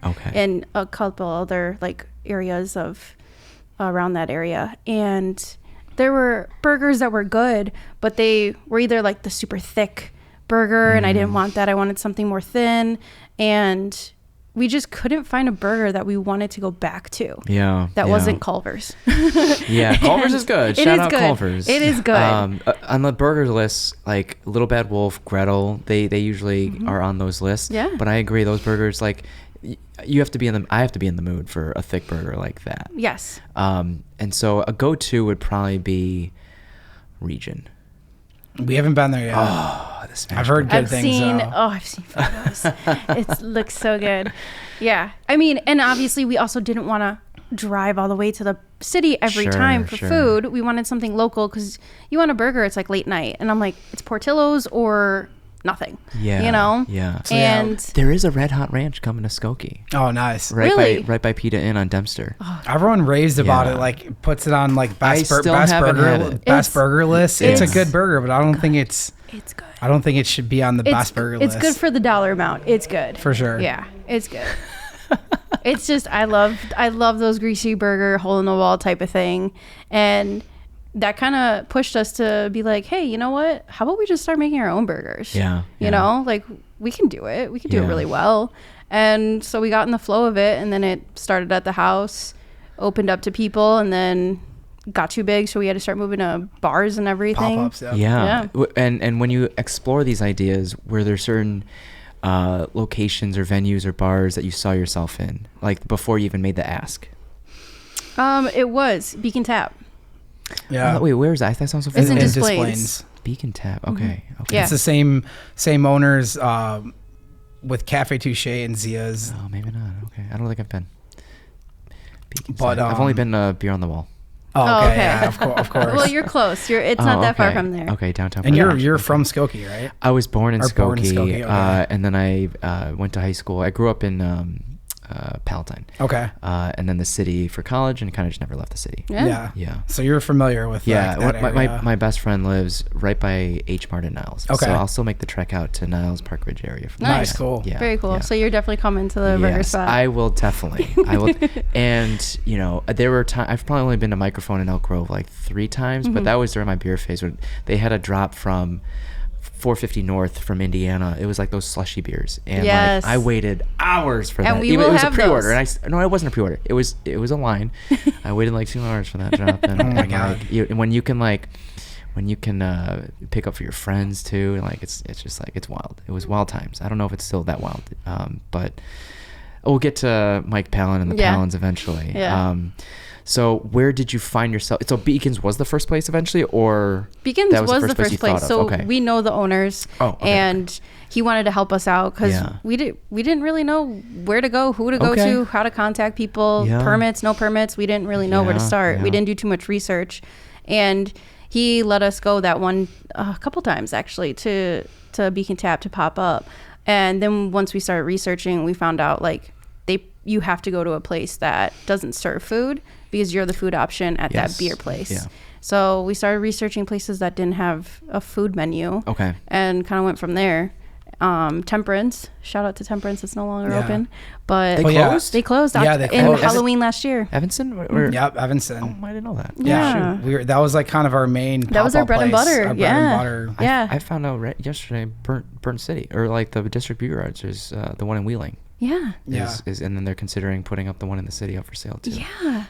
I mean, beer is having a hard time right now. It is. So it's not easy. And that's unfortunate. So yeah, Temperance. That's you did a couple pop-ups at Temperance. Oh, we did so many. Like once a month there. They probably did like 6 to 7, 8. We had like a residency there. Yeah. And after them, we did travel a little further. We went to Barrington a couple times. We did farmers markets. We went to Mundelein. Yes, we did farmers markets in Frankfurt. Were these just markets or because is there a brewery? They're breweries. Barrington? Oh, yeah. There is Sundial. Sundial. It's very nice. Oh, okay. Very nice. But yeah, we did a farmers market. Okay. In Frankfurt for like a month. We did 4 or 5 on Sundays, right? Because those are pricey too. Well, some of them. I mean, in the city are pricey, like a buy-in. You have to buy in to get a spot at a farmer's market. Yeah. Yeah, but the one we got into though, the one in Frankfurt it was free. We didn't have to pay for it, and Frankfurt. That's what I'm thinking of. Mm-hmm. But that was a lot of fun. Yeah. We would have to wake up early and bring all of our stuff out there. There is something about that. The passion that needs to go into that is there, and then doing it so many times, like I want a home. Yeah. Did you ever consider a food truck? Yes. We've talked about it, but it's just very hard to. It's expensive. It costs the same as much as a small brick and mortar. So I'd rather people come to us than us go to them. Yeah, and it's hard to sell food in Chicago. There's a lot of red tape around where trucks can be stationed and all that stuff. So we thought about it briefly, but the prep, you have to be at a prep place. The food truck needs to be stored in a specific area. You commissary kitchen, and you have to transfer your food back and forth. So why not just get a brick and mortar? Yeah, and you can't store the food truck outside of a specific facility that holds food trucks. That makes so much sense. Yeah, like I can't put it in front of my front house, or the park on the street in front of the house. I can't do that. Mm-hmm. I didn't know that until now, but I there's an area around here that stores food trucks. Yes. Okay. Oh, interesting. Yes. So yeah, it's kind of, we've thought about it, but there's a lot of things that go into it that you don't think about that are just difficult. Yeah. So did you kind of like do the math of like how many pop-ups do we need to do to start saving up enough money for a small brick and mortar? And as far as like brick and mortar, do you think about the size and the vibe? Like a recent, if Mitch Grotman from the Chicago Food subreddit, he's one of the moderators, wants to do a burger episode. I hope you guys, I don't know if he's experienced your food, but he did a pizza episode recently, and the guests were Enrique from Novel, Derek from Pauly G's, and Cecily from Pizza Michi, which I know awesome. You guys have been. Oh yeah. And these two were talking about maintaining not necessarily the illusion, but the perception of a vibe or popularity. And so when you have a space like Pauly G's Logan Square, the same amount of people could fill Pizza Michi, and it's popping in there. Mm. I've only been twice, and it was walk-ups. I didn't do a reservation, and I waited 25 minutes for the first one and an hour for the second one. Worth it for both times. But same amount of people, same number of people at Pauly G's, and it could look empty. And have you thought about that, of like what type of brick and mortar you guys want to? I mean, obviously it's you have a space now, but leading up to that, it's like did that cross your mind at all? Yeah, we wanted a smaller, like the Burger Shack. We wanted a smaller, cool, like tighter space. Yes. Our original was a walk-up window with outdoor seating, and cool. We started from that shack size. And when we started to get more people coming to our pop-ups, waiting 2 hours for a burger. Yeah, then we need more space. Yeah, we need more dine-in space. If these people are willing to wait for us here with a grill making. So while they're waiting, they're chilling. Right. Yep. Okay. Also, but it's also smart to do a smaller space, like you said, because when it's packed, it looks super busy. And if you have a huge restaurant and there's not a lot of people in there, it looks dead. So you want that illusion of it being super busy all the time, and people, and also the cost of the space itself is very expensive. Yeah, you want low overhead in every aspect of the kitchen or just the building. So we're trying to think of how we can do it in the smallest space possible. Same with staff. You don't want too much labor because that could kill you and put you under. So starting small, baby steps. Yep. It's smart. Yeah. What's that brewery across the street from in Skokie Niles-ish from a body shop by the train tracks? Is it Fibs? No, it's not Fibs. If you said it, I probably would know it. But it's a large venue, but like when I went, they had it's like bring your own food. But I think there was a food truck there, and then there were high school students like just little high school bands like playing songs after songs, and like School of Rock was probably there in a way. But like there's truth to that too, I guess. But like that comes a time of wanting to use your space as a blank canvas, and to just now be a facilitator and host little whatever events you want to host. Yeah. You know, but I agree. Like I think Maplewood did it right, as far as not overextending yourself. Yep. And then microphone. I mean, their space I'm sure was large, but I'm sure it's easier to get a space in the burbs in the city. Oh, for sure. Yeah. And they started small microphone, and then he kept adding more space in that section he has, and then they eventually own the building. Yeah. So baby steps. Wow. You can always expand. You can't do the opposite. Yeah. When did Super Goode, I haven't met the guy, Philip, come through? Like, where in your journey did he catch you guys? Oh, easy. Yeah. February of last year. Okay. So 2024. It's been how long has it been then? A couple of years then? I would say a year and a half. Oh, only a year and a half? Yeah. So a year and a half, and then he came? No, he came a year and a half ago. So we started 2022. Oh, yeah, okay. So he about came in halfway. 24. Okay. But yeah, how he came into our life is people kept reaching out to him. They're like, you got to try Brennan's burgers. Shout out to my mom. Yeah, and he doesn't do like pop-ups usually. And we were his first pop-up. Yeah, he kept getting requests after request after request. You have to try this. That's so cool. So then one day we were at Microphone doing a pop-up, and he randomly shows up, and Alyssa's he doesn't tell you he's there. Yeah, Alyssa's I saw him, as you should. Like, yeah. And she's like, oh my God, that's Phil. And I didn't really know what was going on, and he was a super nice guy and left, and then put the review up and absolutely loved our product, and like that kind of put us on the map. Yeah, and then the next pop-up, it was nuts. Well, we gained probably 1,000 followers that day, and then the next pop-up we had, it was like, unreal. It was crazy. Sold like 200 burgers in like 2 or 3 hours, had a big line, and it just kind of have been snowballing since then. Yeah. And now that's the game, is like not managing expectations, but meeting expectations, if not exceeding them. So like there's now a certain level of perception or hype around your product and service. It's like, how do we keep pushing that? And it was awesome because he came in February. It was cold, like, and I'm like worried about the grills. Like, they got to be super hot, just working against the elements. And come New Year's Eve, we're getting ready to go out, and we get a notification, and Phil has another video for his top 10 of the year. Oh, wow. And we're like, oh, awesome, we made the top 10. So at the end of 2024. Yeah. Oh, wow. So we're like, cool, we made the top 10. We're watching it, and I'm like, where are we? And I'm like, maybe we're number 3. Wasn't us. And I'm like, no maybe shit. we're number 2. Wasn't us. And I go, no way. It's number 1. And I'm screaming. I'm like, Connor. And he's like, what's wrong? I'm like, you will not believe what just happened. And I'm like, this guy came in February, and he thought of us every day. And we were a pop-up, not a brick and mortar. We made his number 1 spot. And like that was ultimate validation. When we got that, it was ultimate validation. We're like, okay, we're opening a restaurant. Like we have this. This is big. Yeah.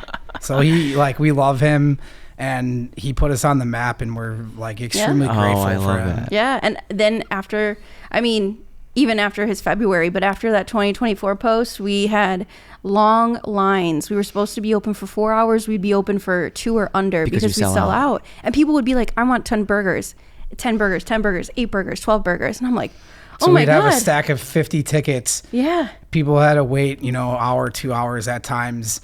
Fortunately, people were elated still and happy they waited. Yeah. I mean, you're getting something special, so you're willing to wait. Did you ever think about putting limitations? Because I know Jake Rubin from Holy Dough does that right now. Yeah, we did. One order, and Del Sur does that as well. We did, and our limitation was however many burgers we could fit in our fridge. Yeah, but per order. No, you can do however much you want. Wild. So you get. I mean, at the end of the day, it's great. The only reason to do that is if you wanted more and more people to try your food. Right. But some people would be like, I'm the only one waiting in line for me and my 6 friends. So that's true too. I didn't want to do that. We didn't want to limit people, but we did go back and forth. I'm like, how do we streamline this? Yeah. Do we do ticketed events? Do we do this, that? Because we didn't want people to wait that long. Like that was a problem for me because I didn't want people to be upset about the wait time and then if they don't get the correct product. So every pop-up, it kept harping on me and it kept getting busier and busier and the longer lines. Yeah. So it got to a point where I'm like, okay, we need to open a restaurant. Like I'm done with this. Yeah. I can't do it anymore. And because of this big demand and just slinging burgers for however many hours that we had to do, it really puts a toll on your body because you're working on cement, you know, like you're not in a kitchen atmosphere. You're working against the elements. Some days it's super windy and the flames in my grill are kind of low and I'm like, oh, so then we don't get a good sear on the burger. Right. So it's raining. We didn't want this inconsistency anymore. We wanted everyone to be happy with the product every time. Yeah. And we wanted to be happy with the product we're putting out every time. So we were like, okay, you know what? We're limiting ourselves on pop-ups. So would you not let certain burgers go out? Oh, 100%. Yeah. Okay. There's times where I wasn't happy with the food and I'm like, refire it, or we've given people refunds because the elements and even though they didn't want a refund and they're like, oh, it was great. We're like, no, you waited 2 hours. It wasn't up to our exact spec. Yeah. So like we want to do that in good grace, like because we care a lot. Understood. So okay. You've seen how microphone operates and the Palins operate. Who planted the seed for this epic collaboration? Oh, Mike did. Yeah, Mike did. Mike reached out. Yeah. So we had a lot of successful pop-ups there, and I think I would say their beer sales probably skyrocketed because we have people waiting around, and you know, a lot of family and friends of ours, they like drinking and having a good time. So I think that kind of sparked his interest, and he reached out to me and Alyssa and said, you know, he's a Park Ridge resident as well. Wow. And was just, you know, he's like, I would love to partner with you guys. I think you have something special. And we want to do business with you guys. Do you want to? And at first, like I'm just skeptical about brick and mortar in the whole, because it's a risky move. It's a ton of money. And so I'm always very like conservative about it. Where she was like, we have to take this deal. And so me and her were debating on like pros and cons of this, like, should we do it or not? But she ultimately was the one who was like, if we don't do it now, like it's never going to happen. We have to jump on this deal. And I'll always say it from the beginning. She's the one, she is why we're here right now, because she's the one who started Brennan's and wanted to make it real, where I didn't. I'm like, I'm burnt out. I don't want to do these pop-ups. She kept pushing it to happen, and like, thank God you did. Yeah. But you would have been totally fine just doing logistics. Yeah, I mean, honestly, yeah. So I'm like grateful for her, honestly, because I wouldn't have probably done it because I'm just, you know, I'm too conservative about it. And but how lucky, because like this could have been a standalone brick and mortar, and I am currently in that phase of wanting a coffee shop, pizza shop, bagel shop. It could be a burger shop, but like I want study food for our students. So I am completely open-minded to sharing space and an overhead. Now with that, when I ask Claude, which is probably the most common AI platform I use, it comes up with like, how do you split the cost? How do you navigate revenue sharing? Is that even a thing? And when I hear that, I'm like, no, I don't want anything to do with the other company's revenue. I just want to maybe split rent. Of course. Maybe, and if it's triple net, then split everything else. But why am I taking your profits? Like, I want you to win. I want to create win-win situations. What am I supposed to do if you don't make it, and then now we have to find another partner? Yeah. And so what were some of those conversations like when it had to become more serious? It's kind of like a food court in a sense. Yeah. So you have the main home of where it's going to be, the location. Yeah. And then you each have your own POS system so that you collect your sales and your data to you, and then see, that wasn't the case for district food yards. They were collecting everything, and then they would pay out payroll to Pauly G's, which was their food provider. Yeah. We wanted to keep that separate, but at the same time be a collaboration and partnership, every sense of the word. Okay. So like in the sense of not just sharing the space, but if they they roll out a new beer, we're going to try to make a burger with that beer to collab, or possibly give them the flavor profiles of our current burgers to make their beer with that. So and both businesses benefit from each other, because as our customers are waiting, they're drinking, or if there's people drinking at the brewery, they get hungry. So it's a very that's our goal too. It's just like to share similar demographics, of course, and provide different experiences. How we do this, or how we plan on doing this, is we will have a kiosk for our food. Okay. And you can go up to the kiosk or the cashier, let them know. We also will have QR codes on the tables. On each table, yeah. Okay. And you put your phone number in, you put your order, and then you have to do a separate order with beer, either going to the bar. I see. Someone comes to you, or you could do the QR for drinks. Yeah. So that all of the data capture goes to us and then also to them. Okay. Because you can't share one POS system. Okay. Unless you guys share a bank account, which nobody wants to do, no. of course. But with that, I think it's the smartest way, because it's easy, I guess. Yeah. It's easy to go that route, because you know that this person is here for you and they got what they wanted, and then the other QR code is for the other entity, and you just have to keep it separate. Yeah. And you have to just explain it to people that this is what it is. Yeah, and they'll get it. And they get it. Yeah. You know, so then they appreciate it. We're not collecting tips. We're not asking for tips on our burgers. We're the bar. You can tip the bar, obviously, because that's a normal thing. So that's another thing that we discussed too, was like, I don't want to be tipped, and then I have to pay your people those tips, because we're just kitchen. We have nothing to do with the front. Yeah. That's all them. They're putting that work in. It's It's just all these like little things and it's a lot, but it's complicated. we figured it out pretty nicely. I think. On the note of kiosks, I think there's pros and cons. I don't know if you guys went back and forth on it a little bit, but it definitely misses that personal touch. But on the upside, there's definitely a streamlined approach to it, and there's like the minimized overhead. So if someone calls off, you're not worried about it, because the kiosk is kiosk. Yeah. But at the same time, it's like if I wanted someone to maybe explain something, or just that like soft skill touch that you get at a traditional restaurant. Did you ever go back and forth on that? Oh, definitely. Yeah, but and we've talked to Microphone. Like they said that we would be that front face, because we want them educated on the food as well, because they're going to be selling our food to someone at the bar. So there's still going to be people there. Yeah, there's still going to be people orders. there. Yeah, they're going to step to the side and say, okay, this is. Explain it for you. They can take the order for you. We're still going to have that option. It's just an option. It's not black. Okay. Yeah. Okay. Gotcha. But yeah, that is weird though. Some places that you walk in and there's like no one there, and it's just two kiosks. I mean, McDonald's is kind of doing that. Yeah. You know, so speaking of, is that where the MC comes from? No. So many people ask us that. Well, because you had a Big Mac version, right? Yeah. So it started McBrennan's. Your maiden? No.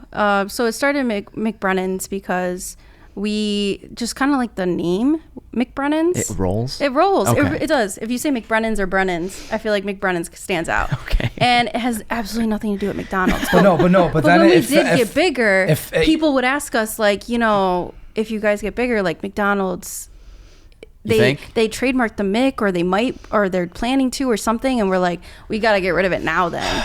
Yeah, but over time, it kind of turned into the like McDonald's, like people saying McBrennan's. It just kind of seemed like it's kind of like McDonald's in a way. I saw the comment. They're like, this is just an overhyped Big Mac, and you're like, did you have the McB? The McB? Yeah, like we thought it rolled off the tongue nice, and it kind of was like McDonald's. Like we didn't want it to be like that at first, but. It kind of turned into that, and then when we were serious about it, we're like, talked to some trademark lawyers, and we're like, we have to change it right now. Okay, I see. So, fortunately, we were just able to drop the MC, and it's still like the same. But we were really worried. We're like, do we need to change our entire name? That's bad. We've been building this brand for 3 years now. Yeah. But thank God it worked out, and now everything is switched over now. So. Yeah.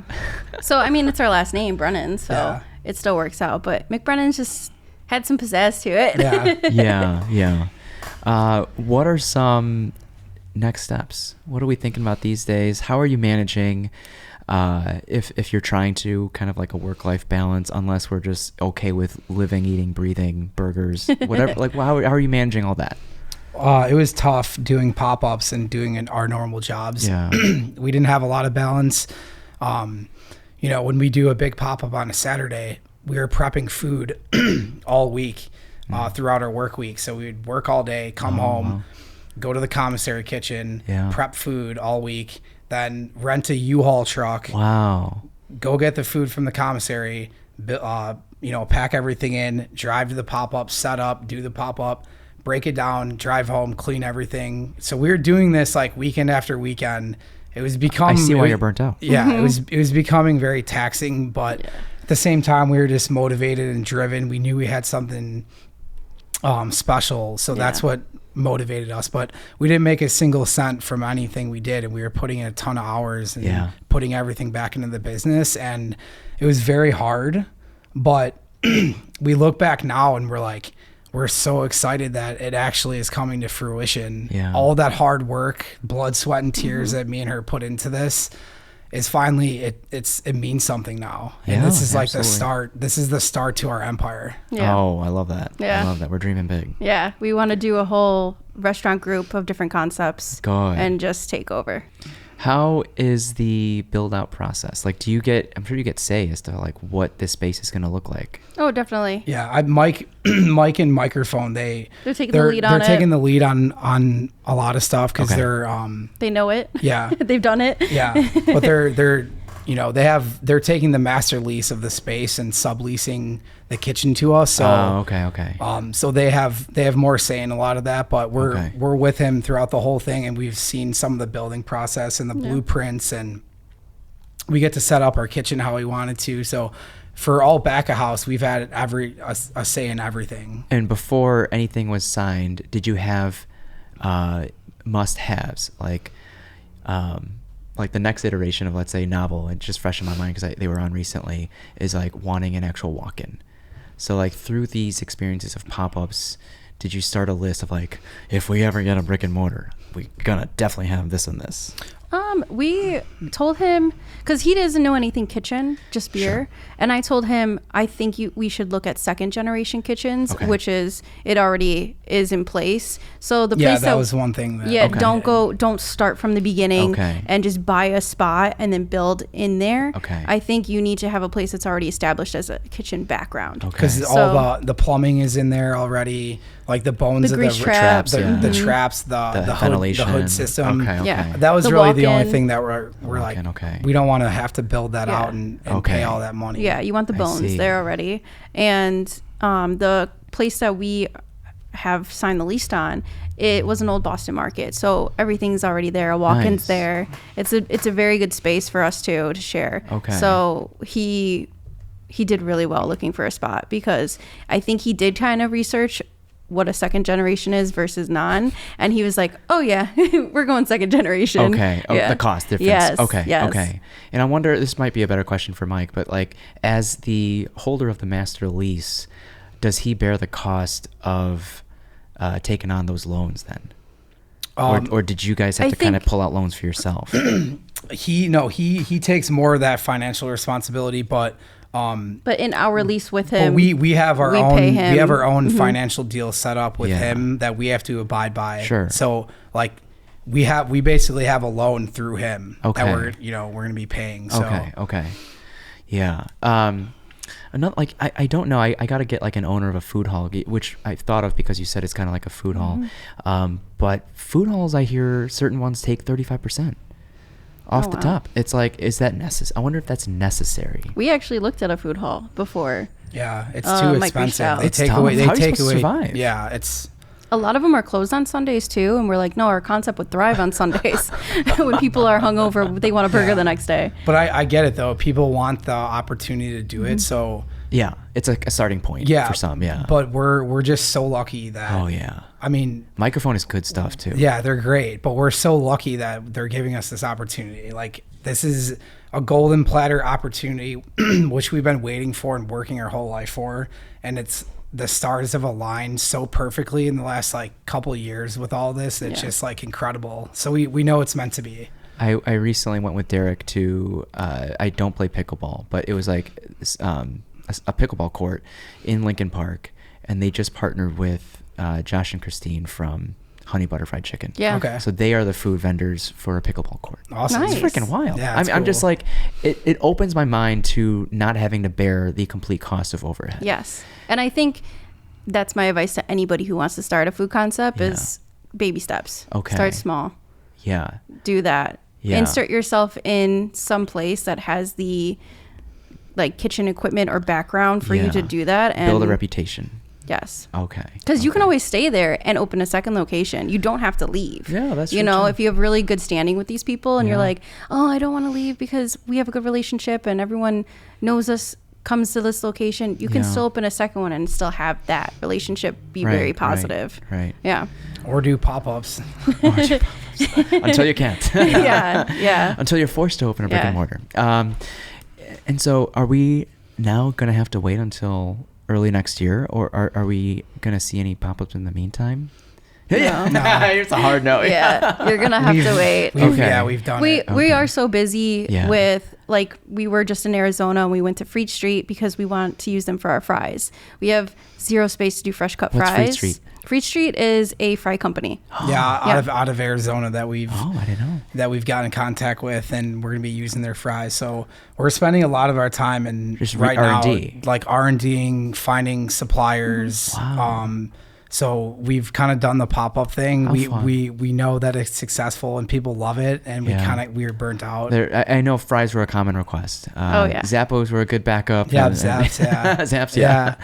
Which we're gonna probably run on our menu. We'll still have people, because then people will be like, well, where's the Zaps? I think it'll be a good backup. And we, besides doing like the research of R&D and going to places and tasting stuff to add to our menu that's outside of just burgers, I think us just being at the physical space a lot, we're going to be there trying to maneuver stuff, helping Mike with kitchen stuff in the back, and just making sure that everything's on track where we can control it. And I think we need to have that focus. Yeah, we want to put our energy and time into the space. Doing it right. Yeah. Doing it right. And plus, we tried doing pop-ups in the winter. It is so hard. I understand it. It is so hard to keep my grill hot. That's why we love Temperance, because we could have went inside with the garage open and it was perfect. But you would go as far south as Naperville. Oh, yeah. Yeah. Wow. Salamolf? Oh, yeah. Salamolf. Oh, yeah. And we were just trying to get in a feel, because we love the city, but the city is saturated with food. Okay. You know, you have so many options. Like, who's hungry for a good burger? Yeah. So we're like, could we be successful if we go out to Naperville or Bolingbrook or wherever it is? Yeah. And how lucky to be close to home. Yeah. That, and a lot of people don't want to go back into the city. A lot of people moving to outside the city have families. Yeah. They don't want to pack the truck and go into the city. So we're like, we need good food out here too. Yeah. So we kind of tested to see where at, and we got lucky that's right in our backyard. I'm sure that, seeing the lines at Microphone in Elk Grove, that's a trek. And so when people are willing, like, I remember going all the way to Lake Zurich Phase 3 for beer. And it's like, damn, I really want this beer. Or I really want this burger if they're going all the way out there. Yeah, but people would drive like far. They're like, oh, we drove an hour here. Yeah. And then we waited 2 hours for the burger. We loved it. It was our best burger. Yeah. Like hearing those affirmations for people just really got like lit a fire under our ass, and we know we have something special. Yeah. A slight pivot. Tell me more about Mr. Jason and Oliver's. Oh yeah. So that's such a cool callback. Yeah. How did that come to be? Because I've only been once, and everything was great. The drinks were great, the oysters were great, and their burger was really good too. Yeah. So Jason reached out to me on Instagram and said, I'm doing this cool food project. Like, I've been seeing you guys on Instagram. Would you be interested? And me and her were like, absolutely. And do you remember the little before Oliver's and everything with him? So it was during COVID.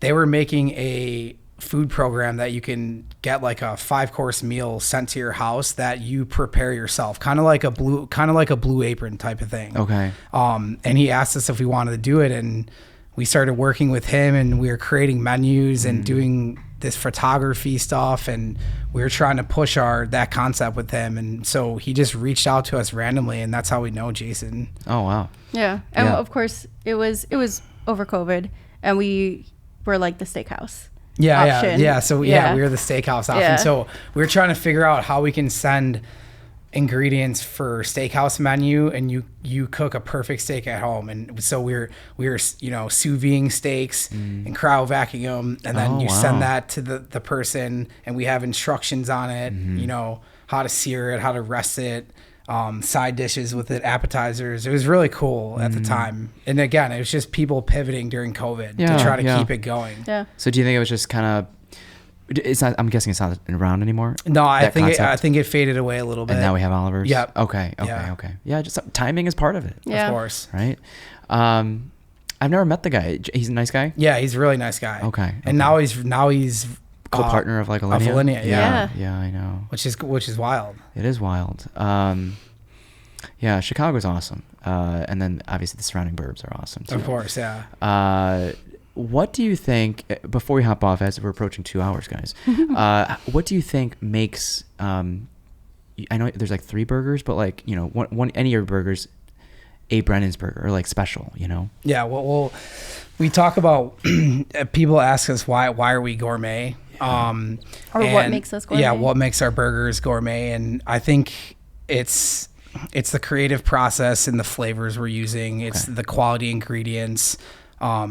It's the sourcing of products from specific vendors intentionally. So not just using cheese and fries from Cisco, but we went to Arizona. We met the owner of Free Street.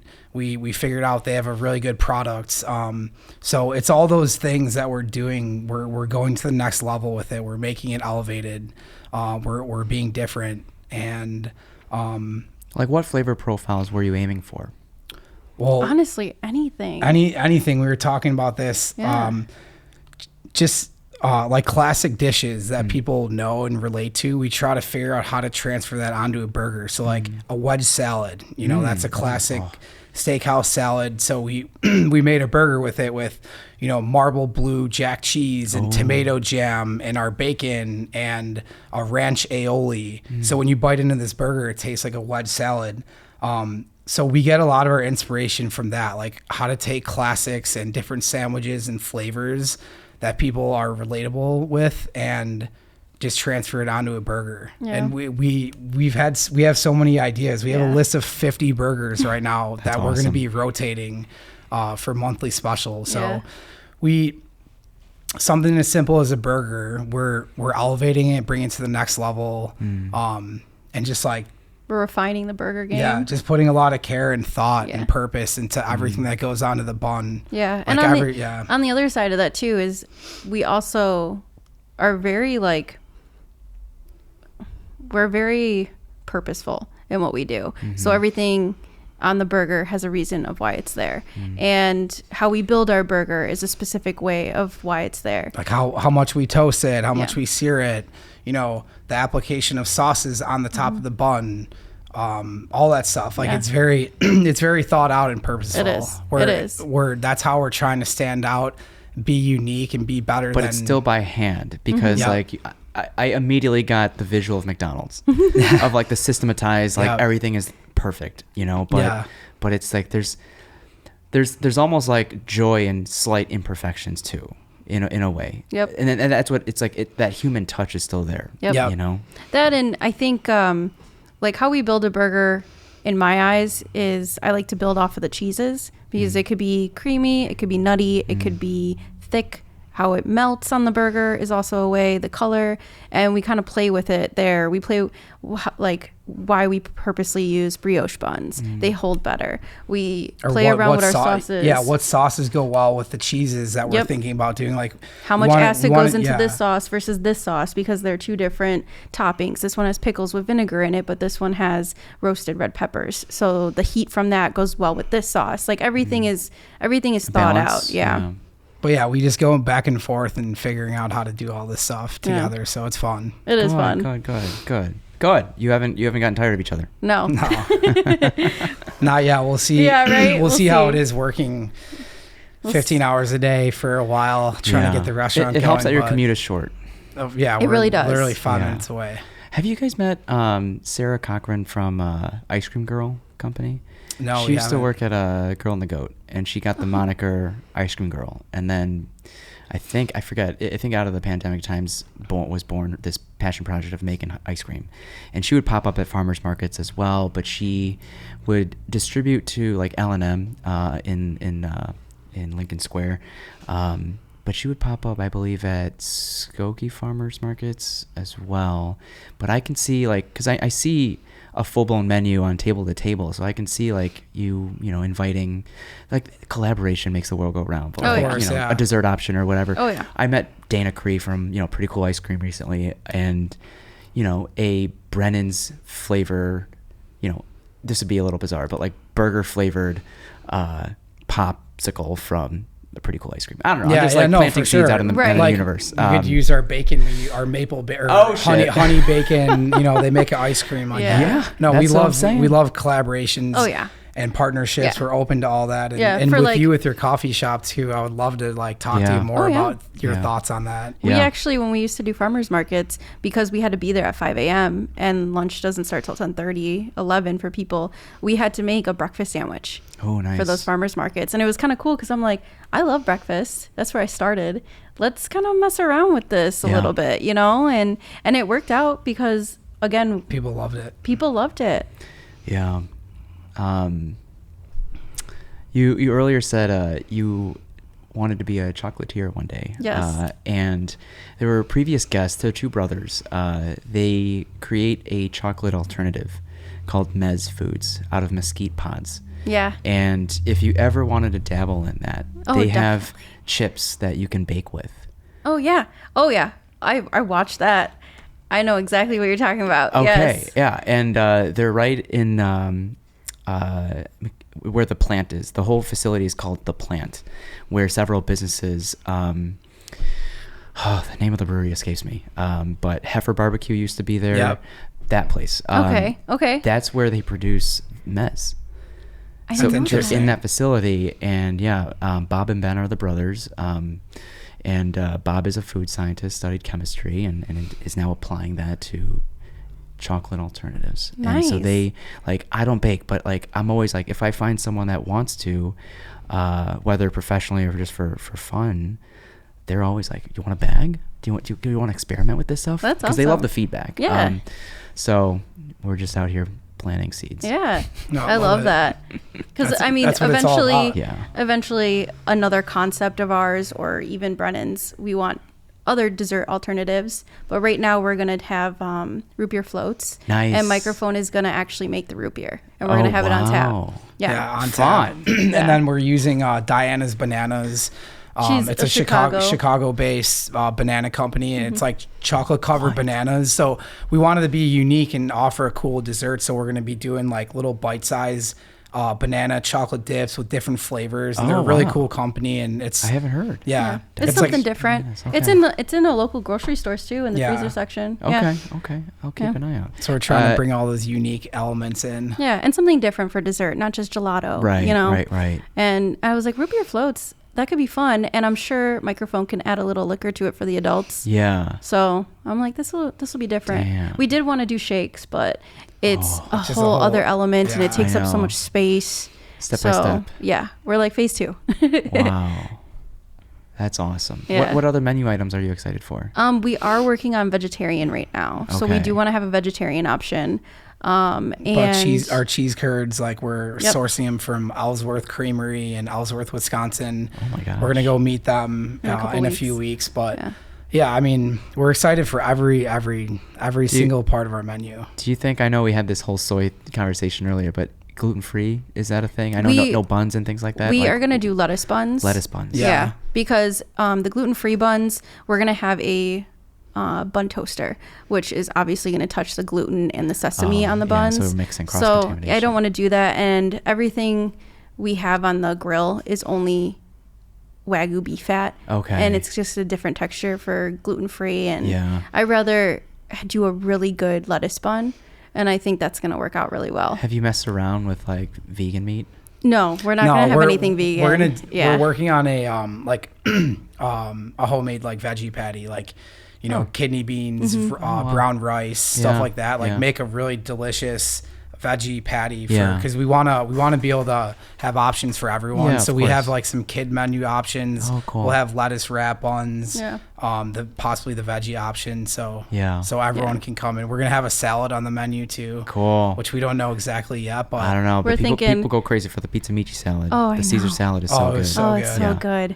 And I mean, we won't be able to be vegan because everything is mayo based. And cooked in beef fat and that's too much cross contamination, cross contact. I don't want any of that to be happening at all.